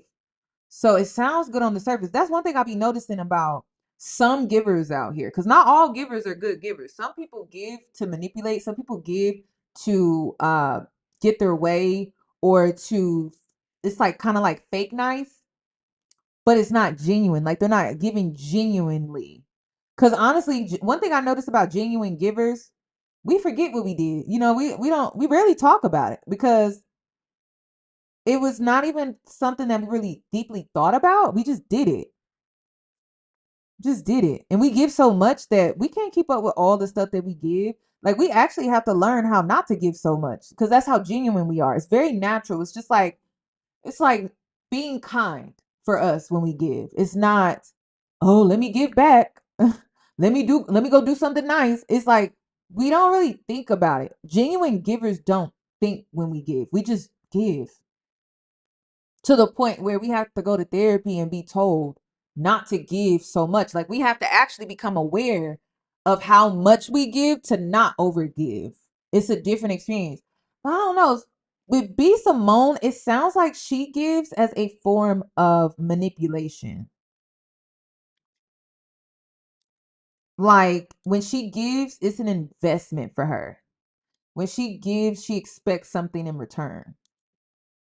it's anxiety. That's not coming from a healed place. It's coming from, like you said, bitterness. Yeah. Okay. It's like a guard is up. Yeah. I've never been like that in my life. And I feel like I'm coming out of that slowly. Yeah. But there was a little moment where I had it, like I was heavy. I was like, and I was aware. I was like, I do not want to be like this. Yeah. I feel it. Yeah. I hear it in my tone. Like, I agree with you. I can't even say I disagree with you. I feel it. Yeah. You were like, pain. Okay. Yeah. Okay. Let's catch it. Yeah. And I also understand. So my previous opinion was from the standpoint of knowing who B. Simone is, but then also knowing what it's like to be a giver and then also being taken advantage of. It's not a good feeling. It's not. And you can be bitter. You can grow bitter and feel like you don't want to give because people are just taking from you and you don't feel like you're getting anything from it, right? But you got to surround yourself around the right people that you can give to. You just got to discern and know who you can give to and know who you can't give to. You got to discern about knowing when you're giving too much to a person or a situation, knowing when to pull back.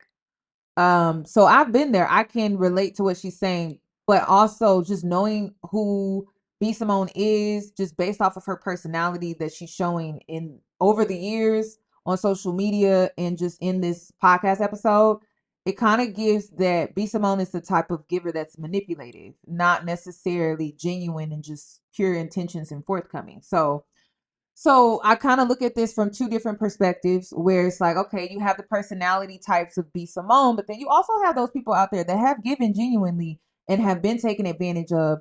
And now you don't want to give it all. You are just super overprotective of how much you give. You may be hyper vigilant now because of it. And I empathize with you. I do. You may be, I call it jaded because I was too. But one thing that I know about being a giver, right, and being torn or burnt out from giving so much is that you can't receive unless you're open. And so if you're a giver, then that means you're gonna have to naturally be open and you're a giver, right? You just gotta know when to pull back or when not to overgive. Or in this life, one thing I've learned about this journey is it's not about closing yourself off. It's not about isolation. It's about learning how to protect yourself. That's it. Learning how to protect yourself, like by setting boundaries, learning how to be confrontational, learning how to create deal breakers for you when it comes to other people and their behavior and their treatment towards you, choosing self-respect over anything, sticking to your morals and your principles. These are things that protect you. Discernment, making sure a person's verbal communication is in full alignment with their behavior. It's all about learning how to protect yourself. It is not about closing yourself off or shutting yourself down. It's about opening yourself up. And I explained it on my Patreon. It's like a rose. A rose is very beautiful. It's vibrant. It smells good. Like it can bring so much love and beauty to your life, right? But it has thorns. It has thorns. So it's not like, oh, the rose don't bloom because people are going to take advantage of your beauty. People are going to take advantage of the love that you bring, the warmth that you bring. It's not about that. It's about you protecting yourself. So what thorns do you currently have in place when it comes to protecting your beauty? And when I say beauty, I'm not talking about the physical. Beauty can be personality. Beauty can be light. Beauty can be art. Beauty can be love. It can be a lot of different things. It can be your essence, your atmosphere, your aura. People can feel you when you speak and when you're around them. What are you doing to protect yourself? Because it's not about not blooming. That's why my other YouTube channel is called Late But Blooming. I'm gonna go back over there. I haven't forgotten. But it's like you still allow yourself to bloom. You protect yourself though. And when you were younger, you did not know how to do that. You thought protecting yourself is dimming your light, going into the shadows, becoming a wallflower, isolating yourself, accepting being outcasted because people don't understand you. It's not about that. It's about stepping into your light, allowing yourself to bloom, going from that caterpillar to that butterfly, but also understanding that I have to protect myself. Some of you are that white bunny in a dark forest being preyed on. Being preyed on. Now you could be the white bunny in the dark forest being preyed on, right? And you could be so gullible and naive and not know, right? That's probably how you were when you were a child. If you were in a dark forest today as an adult, you're going to be very protective now. It's the same thing. It's the same thing. You have to heal from your previous experiences from when you were a young child and you did not have any protection. Because in the ways that you weren't protected, right, you're able to reflect on those moments and gain wisdom that carries you into this new chapter called adulthood.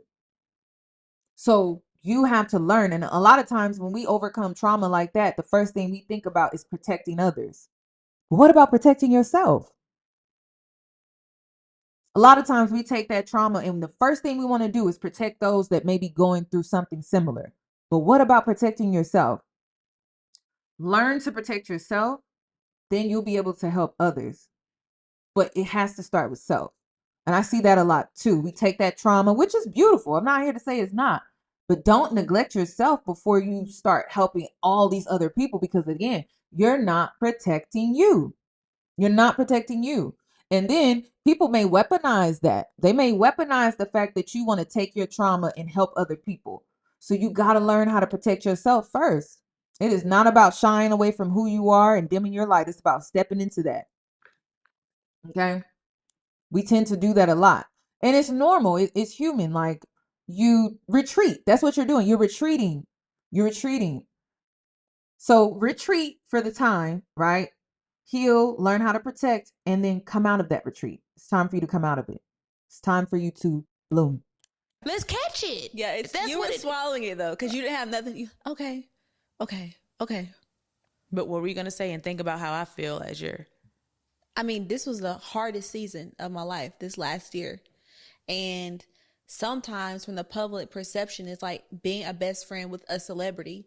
Everybody thinks that, oh, because you're connected to this person, then your life is just as grand as theirs, or you got it, or they helping you. Baby, when I tell you, didn't have a job, living with my parents, a single mom, all this happened to me this past year. Jesus. And then it's like to not have resentment in my heart towards you, because I saw you do this for other people.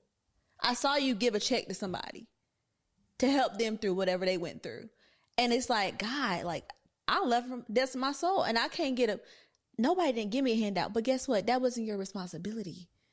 God had to take me through that for my own season, for my own thing. I had to get my car repossessed. Jesus. I had to go through the food stamps line. I had to be on Medicaid. Honestly, okay. I gotta. Woo! What is really frustrating when it comes to this clip is that her friend listened to her, poured into her. And now she's speaking, and B. Simone, the only thing she has to say is Jesus. That's it. Like, not giving her any like real support or reassurance, or like, you know what I mean? Because this is why I say this is an imbalanced toxic friendship, because when it was B. Simone and she was talking about her struggles and what she was going through, she got a lot of reassurance and support just by how she was responding to her. But now that it's her turn, right? It's Jesus. That's it. And it kind of comes across like she's not really hearing her. She's not really listening.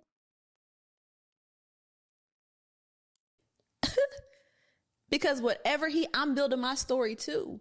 But it's like, as a friend, somebody who has it, it's hard to digest, because everybody around you, nobody would, they're probably shocked that I'm even saying this right now. All this year. In less than 12 months. What? But I said all that to say, like, I don't even know what was it? Just not being resentful. And it's both. It's you knowing, oh, that's not your responsibility. And it's me knowing I can help the right people. Yeah, but it's, the flip side of that is like, okay, not me. Everybody has their own lesson. Right. Mine is like, okay, don't be resentful. But you were trying to fight through bitterness or unforgiveness, whatever. I did that already. Right.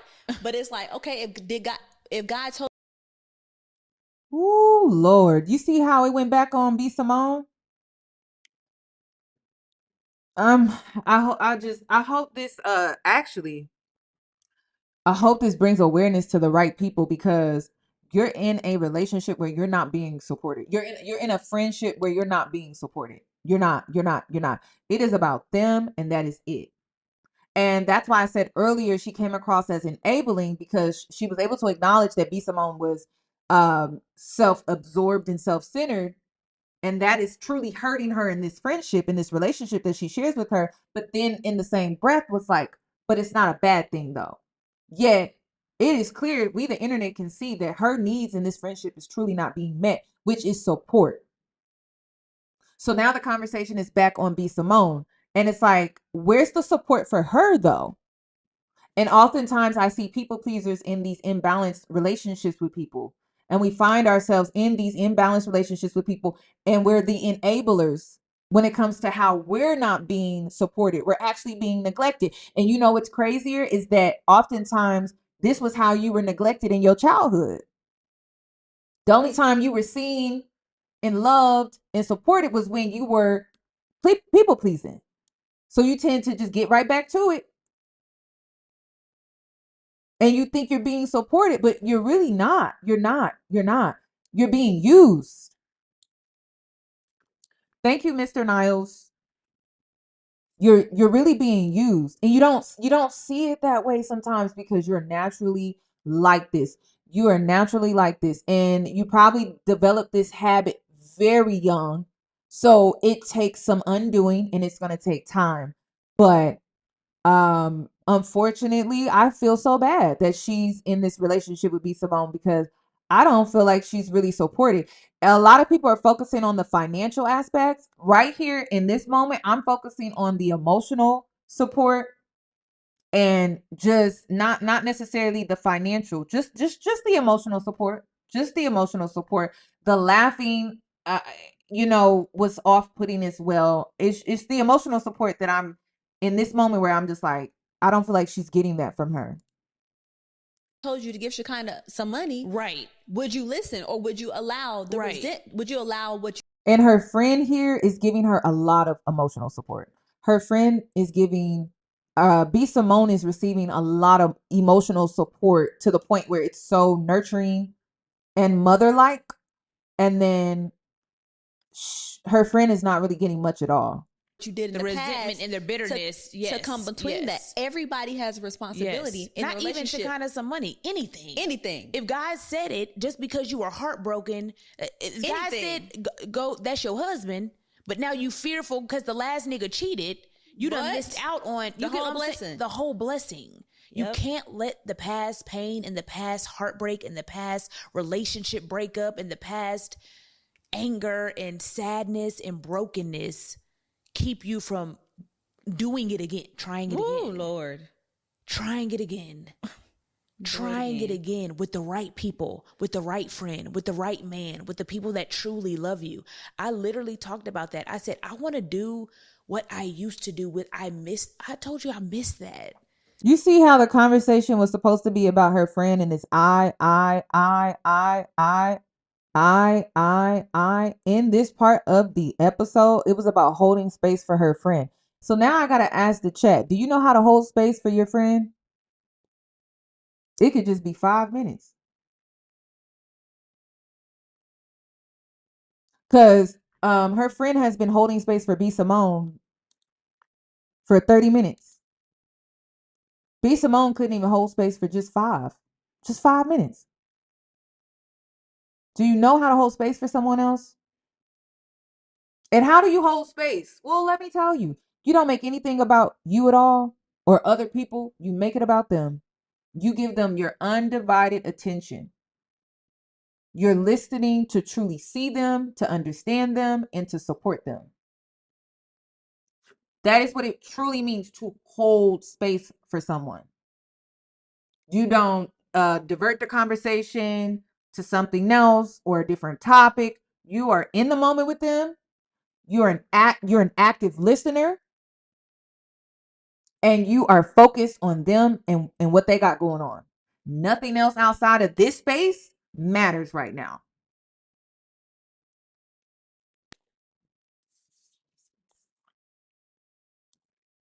You did. Oh my God, yearning for it. And I know God is going to bring that back tenfold, but just. That was another point in our relationship. Yeah. Recently, I have this opportunity and I called you and I told you about it.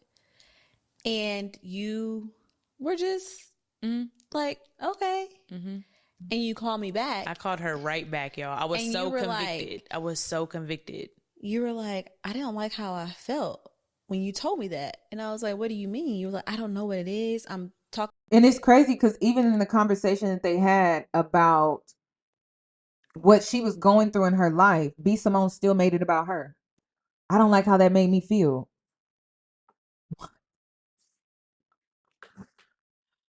This is crazy. This is crazy. And listen, takers, when they don't see, it's like they only see themselves.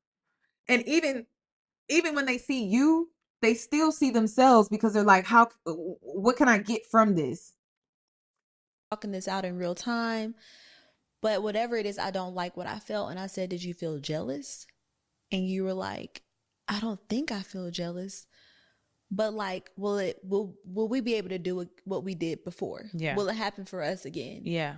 And that's when that's how we got on the conversation of you letting go of the hurt and not being traumatized by your past. Because we went through all the emotions. She's like, are you angry? Are you sad? Are you jealous? I was like, I'm not jealous because I don't want what you have. I'm I'm sad and I'm angry and I'm upset that I'm not doing it with me. Yeah. Like, we're not working together. Yeah. Like, I don't have that. Serious question. Was this, okay, because let's rewind here for a sec. The internet may be right about this. Was this the dynamic between Megan Ashley and B. Simone? Like, was this how the conversation would go? Because remember, they had a podcast together. When they promote the podcast, it was the both of them. It wasn't just B. Simone, right? So in this moment, I can take on a different perspective and say, well, this is B. Simone's podcast, right? Let's do this again, right? The title of this live is I'm going through a spiritual battle. It doesn't say we are going through a spiritual battle, right? Even in the thumbnail, it says I'm not who I used to be, right? So that affirms to me that this episode was about B. Simone. But was she like this with Megan Ashley? Because that podcast was a duo, right? And with that podcast, things were supposed to be more balanced, more collaborative, and it seems like B. Simone struggles with collaborations. It seems like she struggles with like partnerships. So I'm asking because I only watched like a few episodes, and there were moments where I felt like I wish Megan would have said it more. I wish B. Simone would have allowed her to kind of speak a little bit more.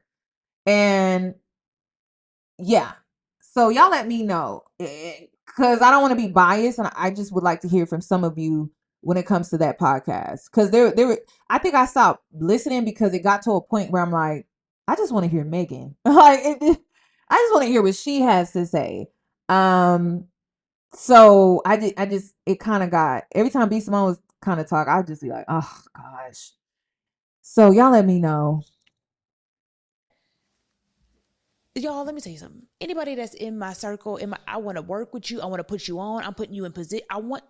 I like doing it together. You do. How can we do this together? How can we make money together? How can we build together? How can we grow together? How can we all pitch in together? How can we be millionaires I want to do it together.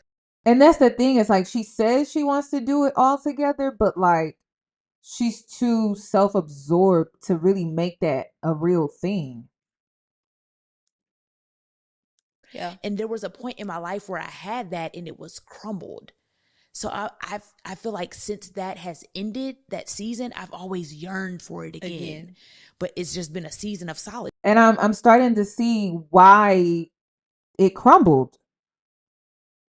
Because I think the way B. Simone talks, she's like, she wants to build together, but it's like, I want you to build what I want you to build, which is me. I want you to help me build me, not build us. Right? So like, when I think about building a team, of course, on the forefront, like when we start off, if I'm the one that has the platform and I have this and I have that, like, of course, the forefront is like, okay, support me, support me. But I want you to also build your own thing. Right? So like, I have this brilliant idea. Like, if I had a friend and she wanted to be my social media manager, right? Okay, to get her feet wet, to get herself in the door and to understand the industry, she could take me on. I would just be her only client, right? But at some point, I would want her to take on other clients so that she can build something for herself, since we're all trying to build something, right? But B. Simone gives me this, I want you to build under me and for me, and we can build together, but it's me, me, me. It's not us. It's not us. Because my idea of building is like, okay, I may be your only client for right now, but in the future, I'm going to expect, because this is an us thing, that in your own lane, you're going to be at the same level as me. So that means in your own lane, you're going to take on other clients. And maybe you were able to meet those clients through me, but because we're building together and we're growing together, that's what that looks like. That is not the vibe that I'm getting from this conversation. It's really giving me, me, me, me, me. We're building this empire. It's my empire. And the focus should be on me, me, me. And that's it. And she wants people to kind of like be happy with that.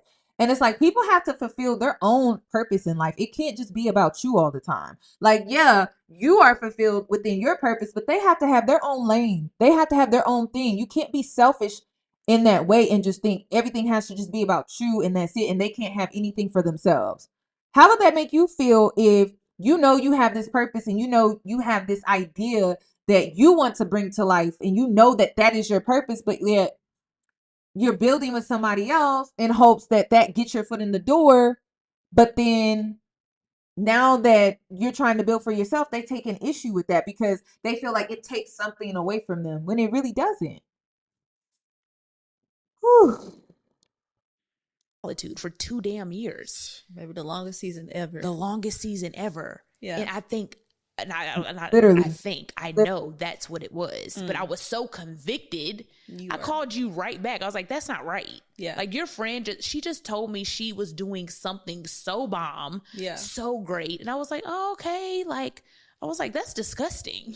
Yeah. This has to get out of my heart. For sure. Like, what? But if we just did that, nobody's looking for the perfect friend.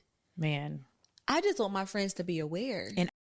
And it seems like the way that she deals with things is like, this has to get out of my heart. Let's unpack why it's there to begin with. You get what I'm saying? Like, get to the root. Like, why is it in your heart? What? And remember when I said shadow work is your triggers? Like, why does this trigger you? Let's unpack that, right? That's what shadow work is. So in this moment with B. Simone, I would have asked her, what made you instantly trigger to the point where jealousy was in your heart? Like, what was it? Was it that you feel like I'm going to outgrow you?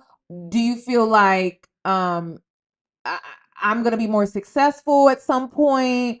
What made you instantly trigger? What was it that you were just jealous that she takes on the thing that she's building, or the thing or the opportunity that she got, you felt like you should have, or there's something that you wanted in that moment? Like, let's get to the root of the trigger, because that is never going to go anywhere unless you address it. And it just doesn't seem like B. Simone addresses these things.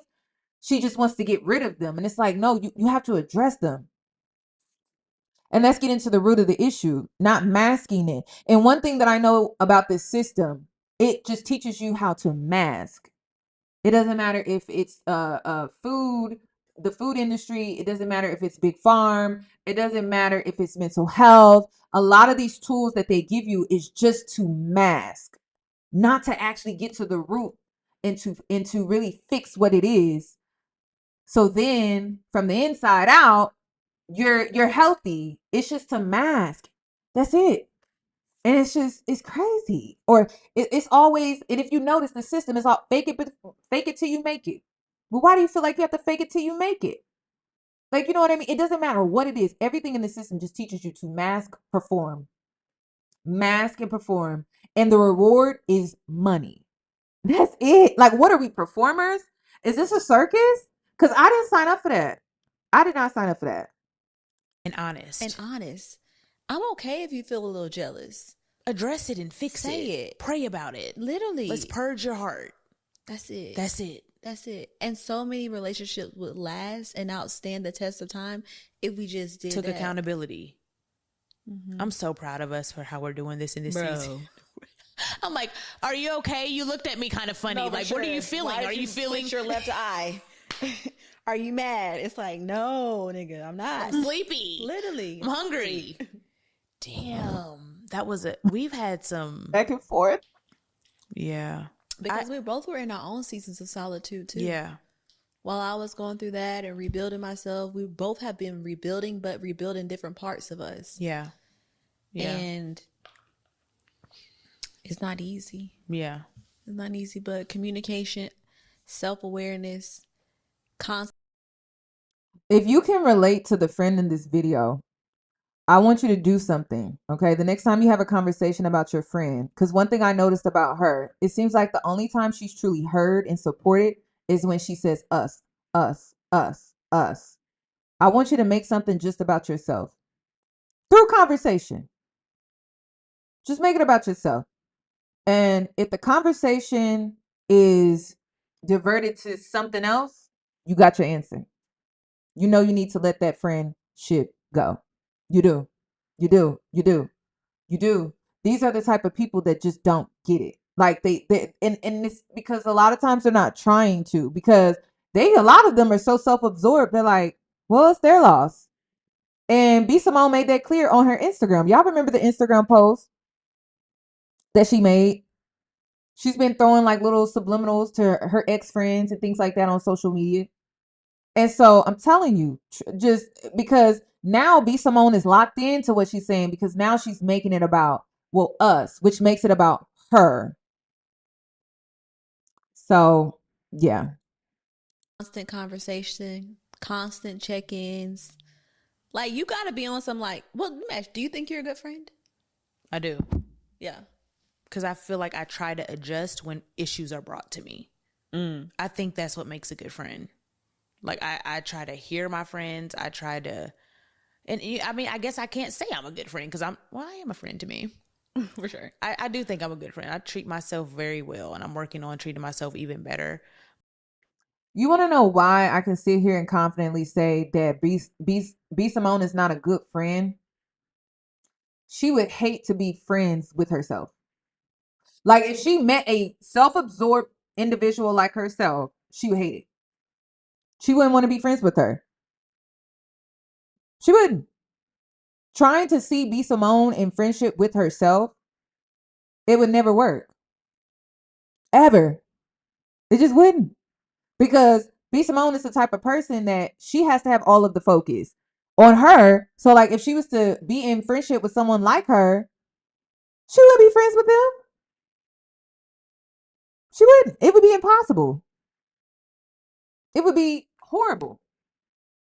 Because she would feel like, well, I'm not getting the support from you. That's the conversation. Like, two B Simones in a friendship. Well, I don't feel supported in this friendship. And it would be like that.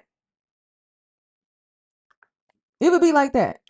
The attention is not on me enough. The conversation is not on me enough. The support is not on me enough. I'm not getting enough. And it's because she's not a giver. She's not a giver. So if she was to be in a friendship with herself, who would be giving? And she's needy. So no one would be giving. It would just be two needy people not seeing eye to eye at all. So she would be awful. And then the crazy thing is it reflects in herself. That's why she's doing all of these extreme things, because she thinks that, oh, if I do this and I do this, I'm giving myself what I need. But really, you're not really giving yourself what you need. You're giving yourself what you think is the issue when it comes to your lack of not being where you want to be. So it's very surface level. You're not actually giving yourself what you need. You expect to get it from other people, and you're getting it from your friend, but she's giving it to you in an enabling way. So here you are back at square one. You're back at square one. So that part where she was like, I could be my own friend, I was like, the friendship would not last and it would not work, because you are needy. So that means the person you're in friendship with is needy, but then you're not a giver, you're just a taker. And so the friendship that you would be in would be a taker and not a giver. And so the relationship would not work. There's an imbalance. But I feel like my heart is pure. Yeah. I feel like I have good intent. And when there is an issue brought to me, I try to adjust. Yeah. I take it to heart. I take it to heed. Yeah. I take it to heed. I don't even know if that's the right way. I take it to heed. You've been reading First Kings and King James. Have take heed to it. But do you think I'm a good friend? That would be a question for one of my friends. You know what I mean? Yeah. And anything that I can do better in this season, let's say it right now, and let's say it publicly, and let's hold me accountable to making those steps. I think you're an amazing friend. I think you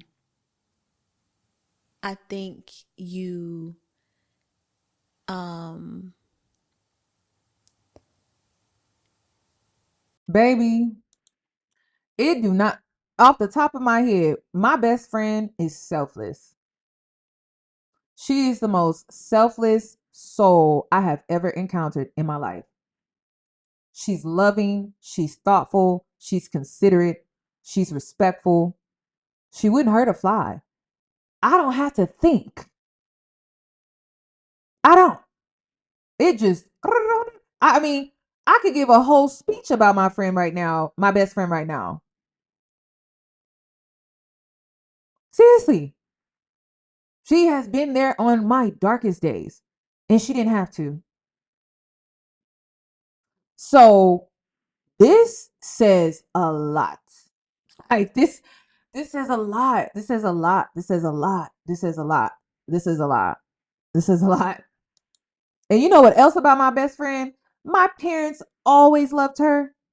Even when we were kids and she met my parents for the first time, she was the only friend where my parents were just like, they had nothing negative to say about her. But my other friends can't really say that. But her, they always loved her. So, girl, this is a lot. Like, I could go on and on and on and on and on and on and on and on and on and on and on about how supportive, inspirational, motivational my best friend has always been to me. So this is crazy. I think that it's the best way I can describe. Okay, this happened. Mm-hmm. And my grandma passed away. Mm-hmm.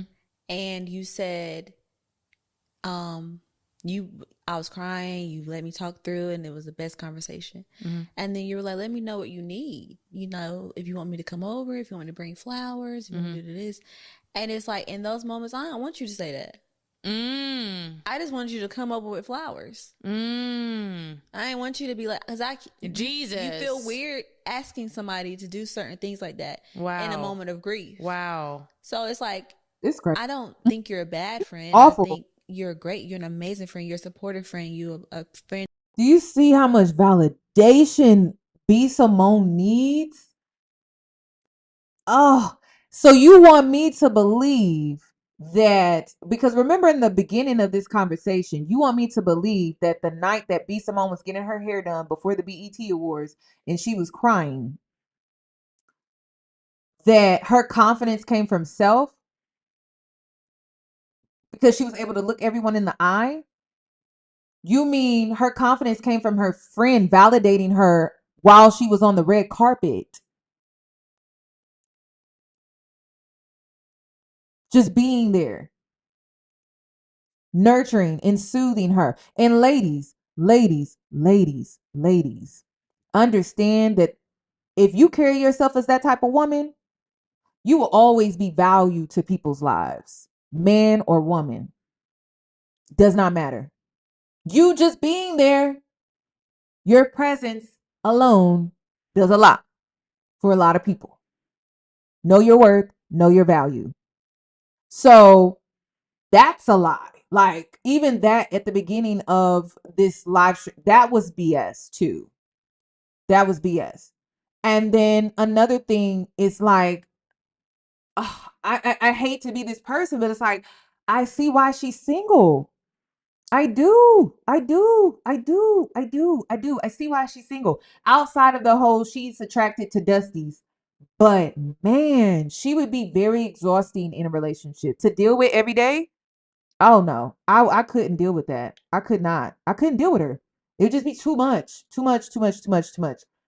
This whole time, right? She is needing this reassurance and self-assurance that she's not a bad friend. And why does she need this? Why is this episode so important? Why did B Simone need to make this episode? Because the word on the internet is that she's not a good friend. So it's like this woman in this live stream is being a placeholder to validate that she is a good friend, even though she had a hard time finding the right words on speaking about how she's such a great friend. And this is what like toxic people do. This is what manipulators do, is when they've been called out on their bullshit, right? And they tend to be performers and their reputation is taking a hit. They always go find an enabler that lessens the blow because their ego can't handle it. And so to restore that ego, not the self-esteem, just the ego that's been shattered, they look for someone that can enable them. And when it comes to their behavior and their bullshit, and this is the woman that's doing it, and she's a people pleaser. And that will offer the clothes off your back, you are always there. I think it's just moments of comfort that I think you can show up without permission. Yes. Wow. Yes. Wow. I love that. Yeah. I think in past that's maybe a trauma thing again though. Why? In the past, I felt forced to show up without permission. It was performing. It was. So now I'm like, all right, I ain't get that friend don't want that much. So maybe and I don't require a lot. And you don't require a lot. Yeah. But it's like it's full circle. Wow. Doing it for the people that deserve it. Mm-hmm. Doing it for the people that need it. Mm-hmm. Doing for the people that don't take advantage of it. Mm-hmm. It's rewiring your brain. Mm-hmm. It's unlearning. Mm-hmm. So it's like, I would have done that in the past, but out of a place of obligation, fear, out of a place of fear. So I get that. I can do that. Yeah. And I think what that showing friend up taught without you, permission, what that friend was teaching you were things that you have to have in your friendship. So, okay. Like what? Like that. Oh, okay. Like that. Okay. Like that was from a place of whatever control fear, or whatever fear. And you did it out of obligation, but like when you really love somebody and that person is your friend, you do it. That's how you show up. Okay. Yeah. But other than that, I think, showing up without what did you say? Showing up without permission. I love that. Showing up without permission. Wow. Okay. Can I write that down? That's good. Thank you. I'm gonna put it in my notes. Well, I know what I'm working on. Okay. Do you think you're a good friend? And why? I think that I have a pure heart. I think that I'm a nurturing friend. I think that I can grow in. She is a nurturing friend. And you know who she would be in a better friendship with? Megan Ashley. Very fruitful friendship. They both give. They're both open to receiving. They would be perfect in friendship. But this B Simone is there's just a lot of work she needs to do on herself, honestly. And it's not that she's not deserving of friendship. It's just she needs to work on herself. That's all. In a real way. Not these podcast episodes. In a real way. Maybe away from the public eye. my friendships with my communication. I'm bad at my phone. Everybody, I think I lose friends because I'm bad at my phone. But it's an extra trauma for me. My phone, I get a little anxiety. I do. If somebody calls, I'm laughing because I know. you know why. Yes. You know why. Yeah. Yeah. Okay. Do you think you're a good friend, and why? I think that I have a pure heart. I think that I'm a nurturing friend. I think that I can grow in.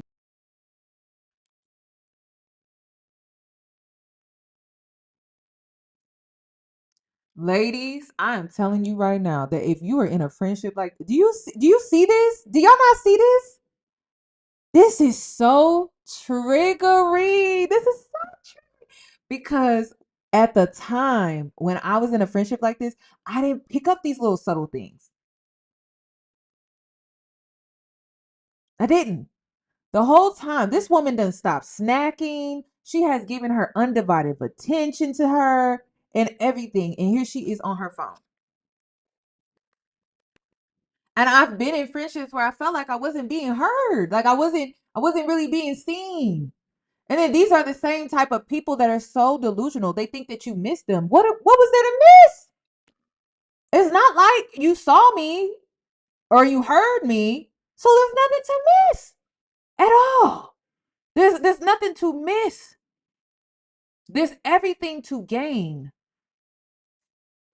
Oh, it's very rude. Very rude. Yet her friend has been sitting here validating her, soothing her, nurturing her, and in some cases could say even enabling her. Yet when it's time for her to open up and be vulnerable and to speak for herself and to speak from her perspective and point of view when it comes to this topic, just I can't hold space for you because I'm too into myself. I'm too self-absorbed. I'm just, oh my goodness. This is frustrating. My friendships with my communication. I'm bad at my phone. Everybody, I think I lose friends because I'm bad at my phone. But it's an extra trauma for me. My phone, I get. And you see how B. Simone doesn't even give her any real responses. Like she just like, Jesus, She's not connected to this conversation when the conversation is on her. The only time that she's truly connected and not withdrawn is when the conversation is about her or she is a part of it. But when it's just on her and only her, and I'm talking about the friend, B. Simone withdraws.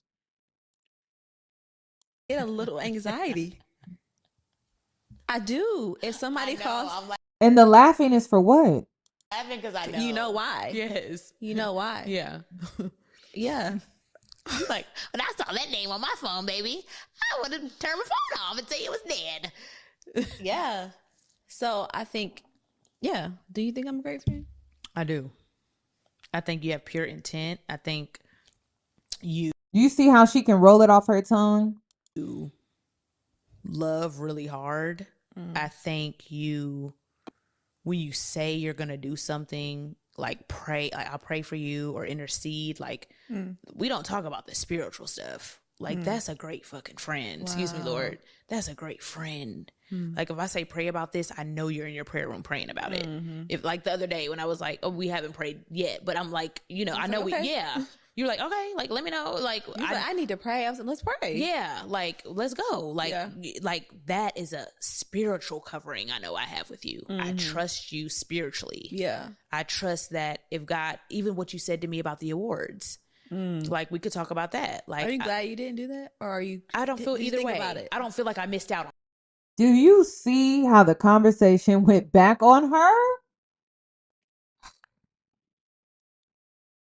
on anything. Yeah. So same. let's just say that. Same. I don't feel like I needed to. Yeah. But I don't feel like I don't feel either way. I'm neutral about it. Yeah. Like I'm not like, oh, why didn't I haven't even thought about it. Yeah.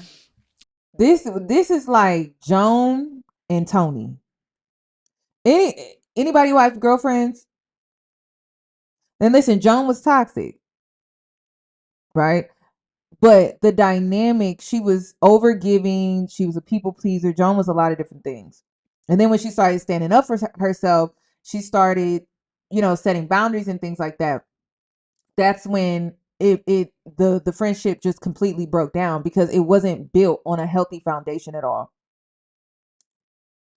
But Yeah, y'all, that's me and my business partner Jasmine, and I'm gonna give you guys a little BTS on how the LTTA app came about. It also And then to cut her off in the middle of all of that is even more insane. This is crazy.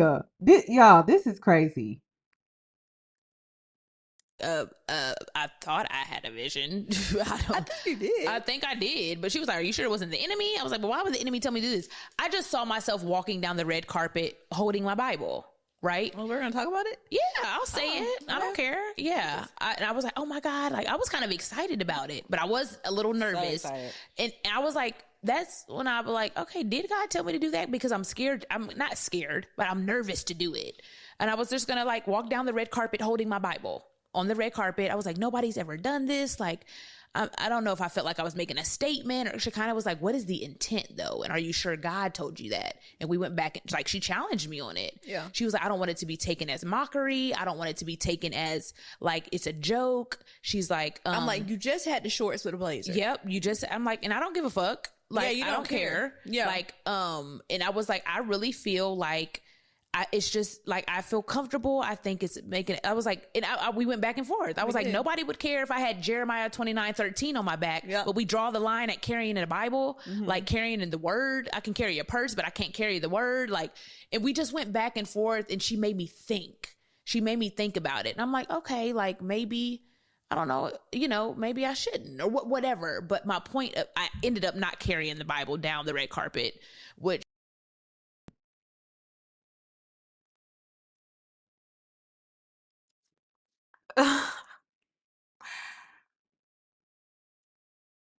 As a friend, I would have asked her, what's the purpose? Because you're going to the BET Awards to be seen. You want to be seen with the Bible because of why? What's the purpose of that? Do you plan on reading scripture when you get there? And this is why, like, B. Simone gets clocked as fake and just performative, because she doesn't seem to move with intentions or with pure intentions or purpose. She tends to move with the idea of what's gonna get me attention, and that's it. What's gonna get me to go viral? What's gonna get me some clout? That's it. Cause seriously though, like what is the purpose of carrying your Bible on the red carpet? I don't. She was like, what is the intent behind it? And I was like, I think the intent is just, I don't remember what I told you. I texted you. You were like, I don't know. But, you did it. You end up saying that the intent is to. I was talking it out in real time. Let me see what I text you because I want to know what I said. I think for me, my point was like, you're a comedian. Like, this could be looked at as mockery. Or people would take it as a joke. And then I'm like, I don't give a fuck about people. Yeah. Like, so I can't hold the Bible. I can't, so we went, I said, what did I say? You said, I think the intent, but I'm going to make a full circle point, you guys, about this because I want to say why I said it. Blah, blah, blah, blah. Oh, it just, to me, it comes across like she wanted to create like a stunt. Like, this is like an antic, like a stunt. It gives celebrity culture. It doesn't give driven by God to make a statement. It gives, this is a stunt. And a lot of, I'm going to say it, a lot of these preachers that be creating these stunts in the pulpit on Sunday to go viral on Sunday with their live streaming the service, and then they do a stunt. Okay, it's like, are you really doing things with purpose, or are you trying to get clout and attention?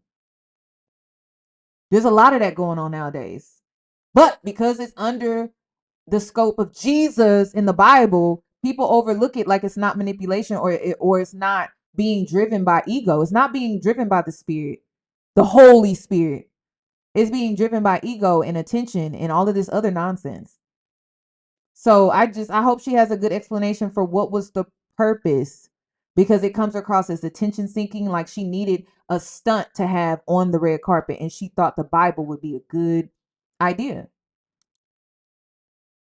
I said, thinking about it, I literally feel like the intent is we hold everything else. A purse, lip gloss, makeup, accessories. I'm talking this out in real time though, because I never thought about it.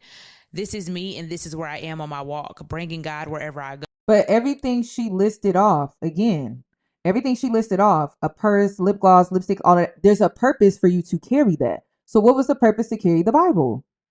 Were you going to use it? You know what I mean? Like, okay.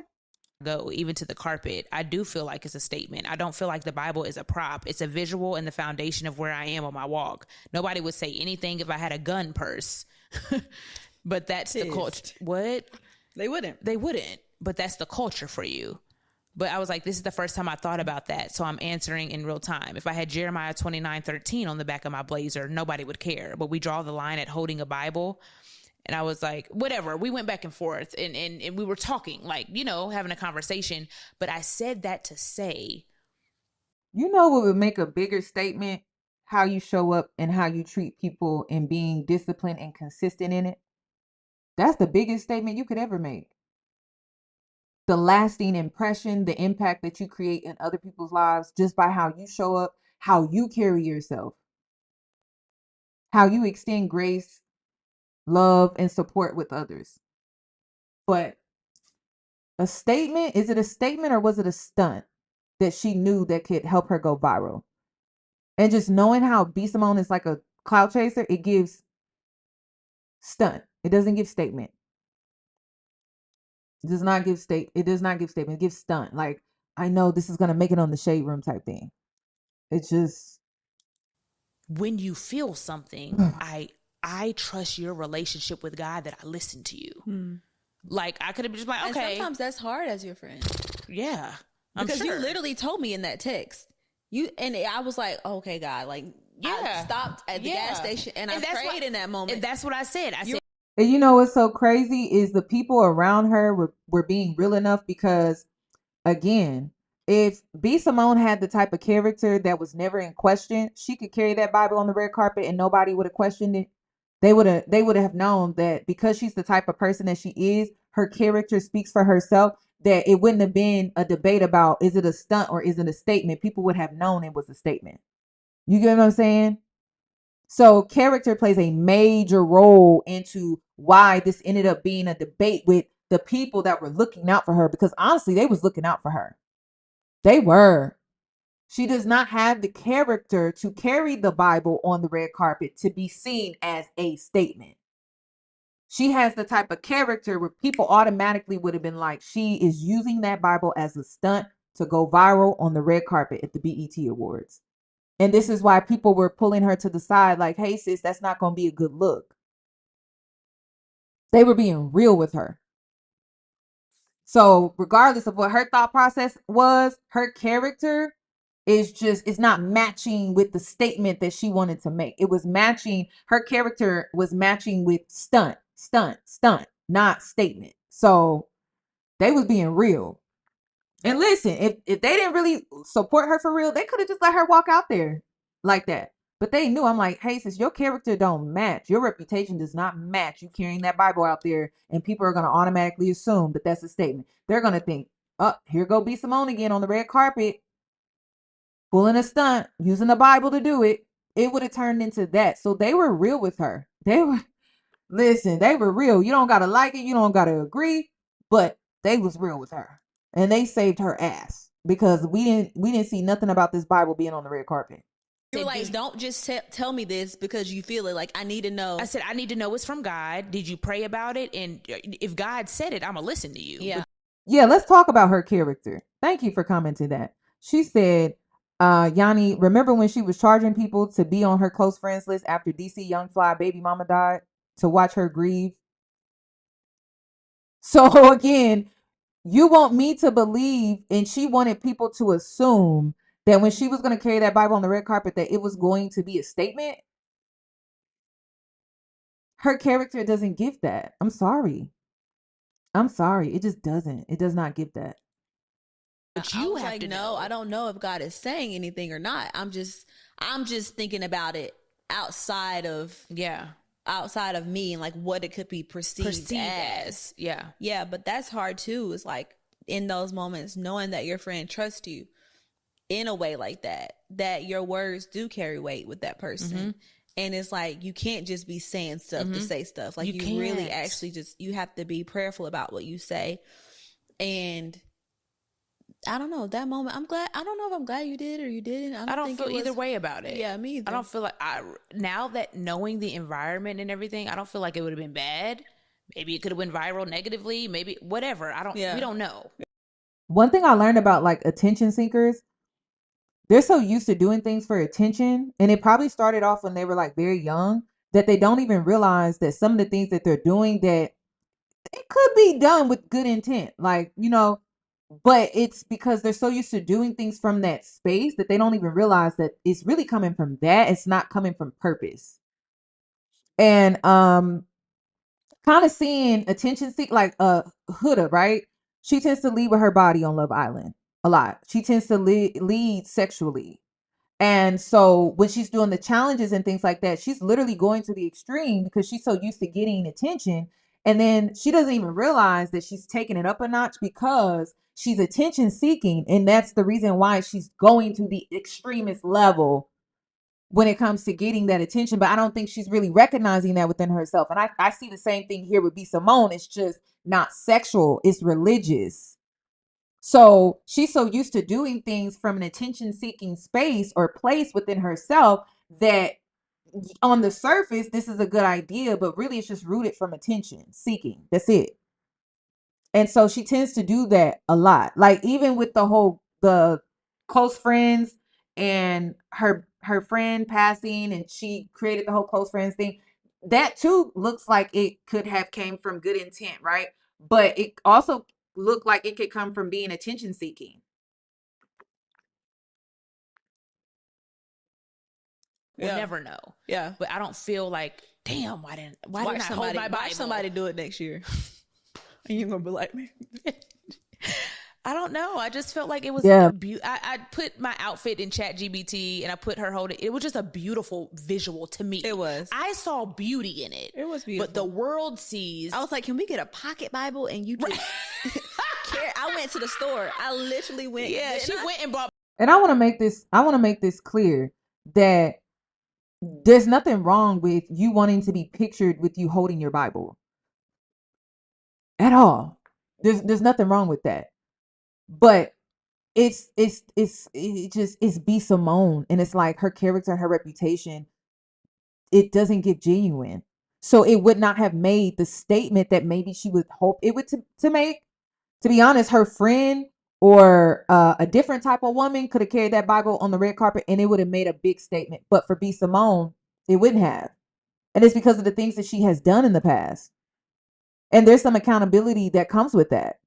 It's like, okay, you're wanting to transition from who you used to be to who you are now, but you got to understand that what you have done in the past is already out here, right? So it's like people have to see you go through that transition like an Angela White.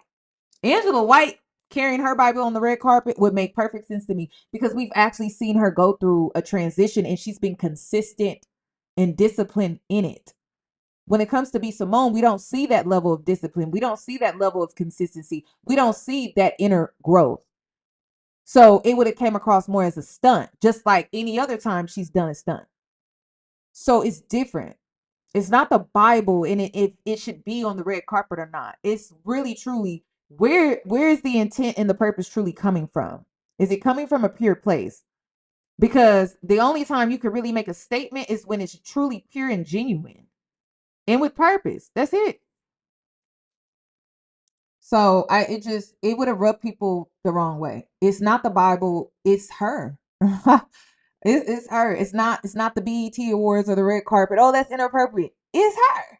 And if she wasn't an enabler, if her friend here wasn't an enabler, she like, hey sis, there's nothing wrong with you wanting to make that statement, but that's not how people are going to receive it because of things that you have done. So me a small, she was like, she had a big this one, and I was like, let me go find a small pocket one. Like maybe if it just comes up in conversation, it's okay. I just saw beauty in the, but what is amygdala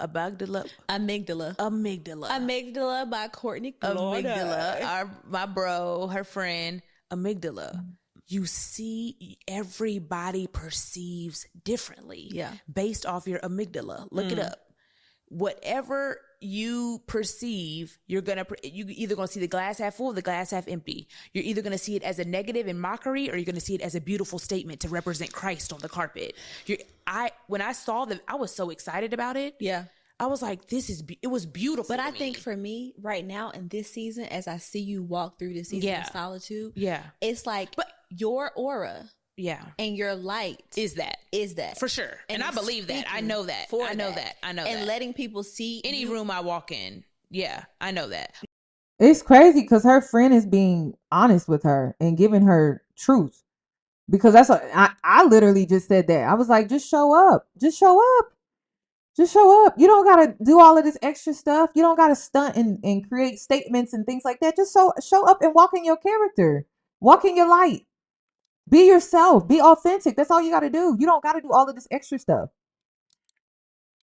Yeah. But I'm saying that the way I saw it is not the way the world was going to see it. And which is, I get it, which is fine. And maybe at the end of the conversation, I said, I'm not doing it. Sure. So thank you for speaking. You didn't like my zip up bye bro. You said, ooh. I said, what is, I didn't know I had a zipper. So the point is, Listen, I agree with this, but sometimes people are so green when it comes to people that just because God has a level of discernment that you do not have. You are aware. Like the reason why God can give second chances is because God already knows what that person is going to do before they do it. Do you? God already knows if that person is truly being genuine and pure. Do you? You don't always know. So a lot of times people want to be like God, but it's like you don't have the discernment. You don't. You don't have the discernment to truly be like, oh, let me give that person a second chance. That's what be killing me with the P. Diddy supporters. Oh, let me go and forgive him because that's what God would do. God has the foresight. You don't. God has the discernment. And it's at a different level than you. So you're wanting to do this, and it's just like, how? It's not, how do you know you don't need to protect yourself from that person? Or you don't need to trust yourself from that person? Or you shouldn't have that person around your kids? That's what I'm saying. Like God has a level of discernment and foresight that you don't have access to. None of us do. So when someone is showing you who they are, believe them. Leave it up to God to forgive and to give second chances, because sometimes people only are preying on your naiveness because they know that, okay, they're going to be naive and they're going to let me right back in, and then I can violate them. I can use them. I can take advantage of them. And you want to know why? Because you don't have the level of discernment that God has. You don't. You don't have the foresight. But this is critical thinking. This is logic, right? This is logic that tends to be missing when it comes to these conversations. You don't have the discernment that God has. You just don't.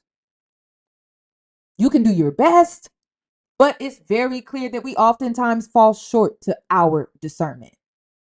So if someone is showing you who they are, right, and you feel the need to give them benefit of the doubt, ask yourself, why do you need to give them the benefit of the doubt? Is it because they're showing you something, or they have done something that would make you feel the need to give them that benefit of the doubt? And then you got to ask yourself, are they safe to be around to give them the benefit of the doubt? What is the purpose and the reason in which you feel the need to give them that? What have they done? We got to start being smarter than this, because I'm telling you, like, the reason why there are people out here that prey on others is because they bank on you being forgiving. They bank on you for giving them a pass. They bank on you for giving them a second chance. They bank on you for being naive and delusional. And here they are, can come in and violate you for a second, a third, and a fourth time. When does it stop? So again, forgiveness in the way that God forgives, it comes from a place where God has foresight and discernment at a level that you do not. So sometimes it's just not your place. Sometimes your place is to be distant and let them work on themselves and figure themselves out. Sometimes it's not for you to do anything at all. Sometimes you got to leave it up to God to handle that. But to just bypass what they're doing and what they have shown and everything that they have done, that's crazy to me. That's crazy to me. It's dangerous too. It's very dangerous, because even though this is like little surface level petty stuff, friendship stuff, but I've seen like moms just allow certain people around their kids because, well, God forgiven them, God would forgive them, so I'm going to forgive them, and just bypass any critical thinking, any logic when it comes to having somebody around their kids. So I don't agree with that. I don't agree with that at all. It's very dangerous. Very, very dangerous. I trust you. Yeah. And yes, I think But you're thank an you for amazing being a friend that you can have those conversations with. Please. Some people just want yes people around No, them. Some people please, just want please. people that I don't just care how agrees uncomfortable and it is. goes with it. It's like, no, I can't do that. I know you can't. I'm a truth teller. You are. I can't help it. And who you get that from? My grandma. Your granny. My grandma. My grandma I got straight A's in school, and then my little thing on my comments, she talked too much. Yeah. Because she would be like, you baby, just say whatever. Oh, rest in peace, mama. I love you so much. Man, I had a moment this morning too. You did. I was thinking about her last BET Awards. Lord, she's sending all the family Last pictures year. of me on the screen. And she sent it to me, and I pulled it up and I showed you today what she So said. cute. Oh, I miss her so much. Oh, but yeah. I love you. Ooh. Yeah. So yeah, I think you're an amazing friend. I think What can I grow in? Answering the phone. Yeah, but I don't take that personal. You don't care about that. That's why that's why we're still friends. Yeah, especially in this season though. For sure. Like there was little moments where, remember I was Oh, like, you did. yeah. I was like, okay, like you have to stop telling me you're gonna like. No, that's when I had a boyfriend. That you was mad. I was so jealous. I was jealous of the time you were spending with him. You I was. were. But I was. we talked about that too. We talked about it.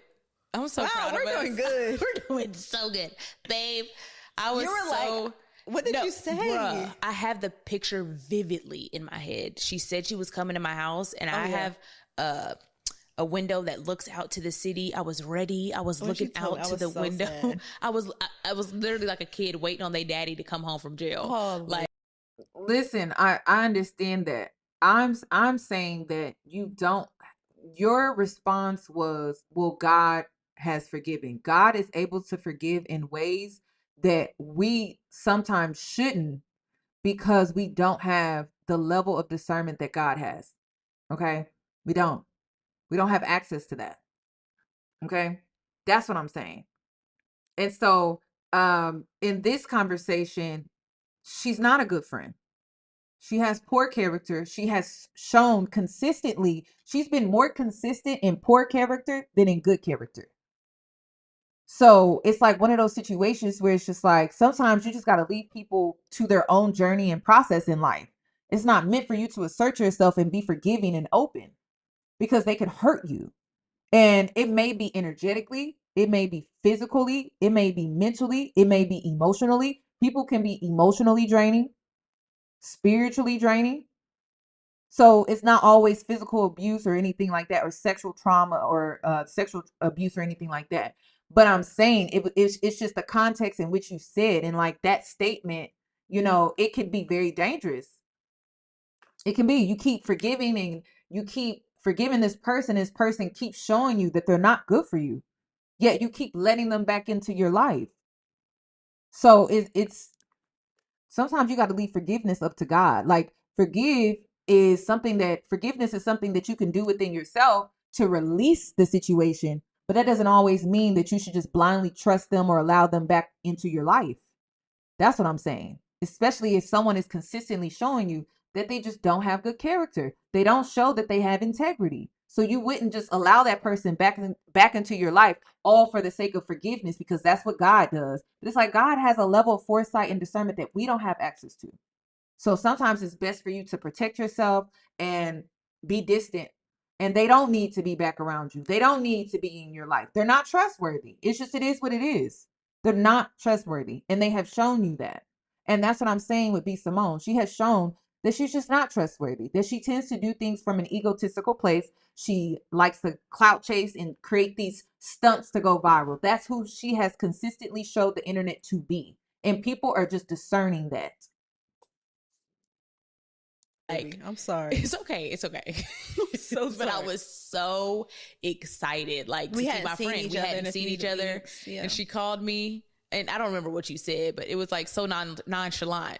And I was like, I'm turning you're around. Like, girl, I'm turning around. I'm not. I was like, what? I was dressed. I was ready. And I was looking out at the city, like, my friend's coming. Like, I'm just waiting on my couch. Right. And she canceled, and I was just so let down. You were. Oh my And God. I think you're not normally like that. No. And I just, whenever I say forgiveness spiritually is about releasing the person in the situation. It doesn't mean letting them back into your life. It just means releasing it, because forgiveness is so that you don't grow bitter. It's not really about the other person. It's about self. Forgiveness is truly about you not growing bitter, you not holding on to the past. It's about you letting go of regret. It's about you releasing the anxiety of replaying the situation over and over and over in your head, over and over, driving yourself crazy. Forgiveness is something that you do within yourself, and it's a form of release. It's a spiritual release. It's an energetic release. It does not mean that that person deserves a permanent position in your life. That's what I'm saying. So that was shocking to you. for me. Like, I can cancel on But her. then it was like, you got somebody else you've been spending time with. Yeah. And I'm having to. I didn't get no time. Yeah, I was jealous of the time. Yeah, you were. But we talked about that. But yeah, I think especially. And I was like, this is the first time I've done it. He was like, no, it's actually been 2 other times you've done it recently. on the 7th of, like, you knew the date. I was like, I have to speak up now because this is the 3rd time and I'm really triggered. Yeah. Yeah. But yeah, I think I don't take that. I think in this season of solitude, I don't need that. There might be a season where I do, though. So you can start working on it now. For sure. Answer my phone. Yeah.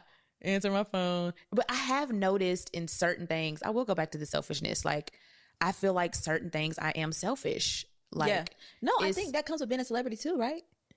Like, you are used to things. I think you're used to things revolving around you. It comes with me wanting a team that sees my vision, and everybody around me is here for the vision. But we are. I know. Yeah. I know. Okay, talk about that. I don't want anybody. I mean, we talked about, like, the team thing. I'm really big on this team right now. You like, are. Team. Yeah. I've gotten to the point where it's like, okay, if you're here for a year, that's fine. But in this, and every time you say team, I get it. I know, because it's trauma. But in this, No, I don't think it's trauma. What do you think it is? I think that right now, I don't even know if you're supposed to be focused on that. No, I feel like I am. That? I feel like it's all coming together too. I feel like it's in such a good space. Okay. Yeah, I do. Maybe mine is trauma. Yeah. I'm like, ugh.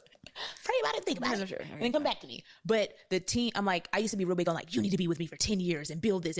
Well, I told you that. I was like, why doesn't people stay and just build the legacy and I could just make millionaires? Like, what Tyler Perry's doing. Literally. You don't need to go make another Tyler Perry Studios. Yeah.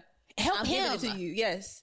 Like, I am trying to find that. But I also understand there's other leaders out there. There's other CEOs. There's other women with vision and their own purpose, right? I just, if you're going to be with me for a year, in that year, the vision is LTTA. The vision can't be whatever the fuck you're trying to do, excuse my language, Lord, off to the side. Like, do it after that year then. I want people around because I'm tired of starting over. But see, that's why I think the conversation of team is premature. But why? Because I don't really think you feel like that. What do you think I feel like? I think you want us here longer than a year. You know what's crazy is one thing I know about God and being on this journey is God is going to place people in your life that are meant to be in your life to help you with his mission. I know that for a fact.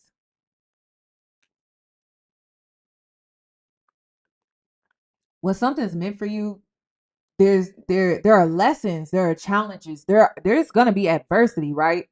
But like, if it's part of God's mission to have certain people there supporting the purpose in which he gave you, right? then you will always have anything that you need. I know that for a fact. I know that for a fact. I need people to start using discernment seriously, because it's like when you on your own journey and you have your own experience, there are just some things that you just know because you have your own experiences.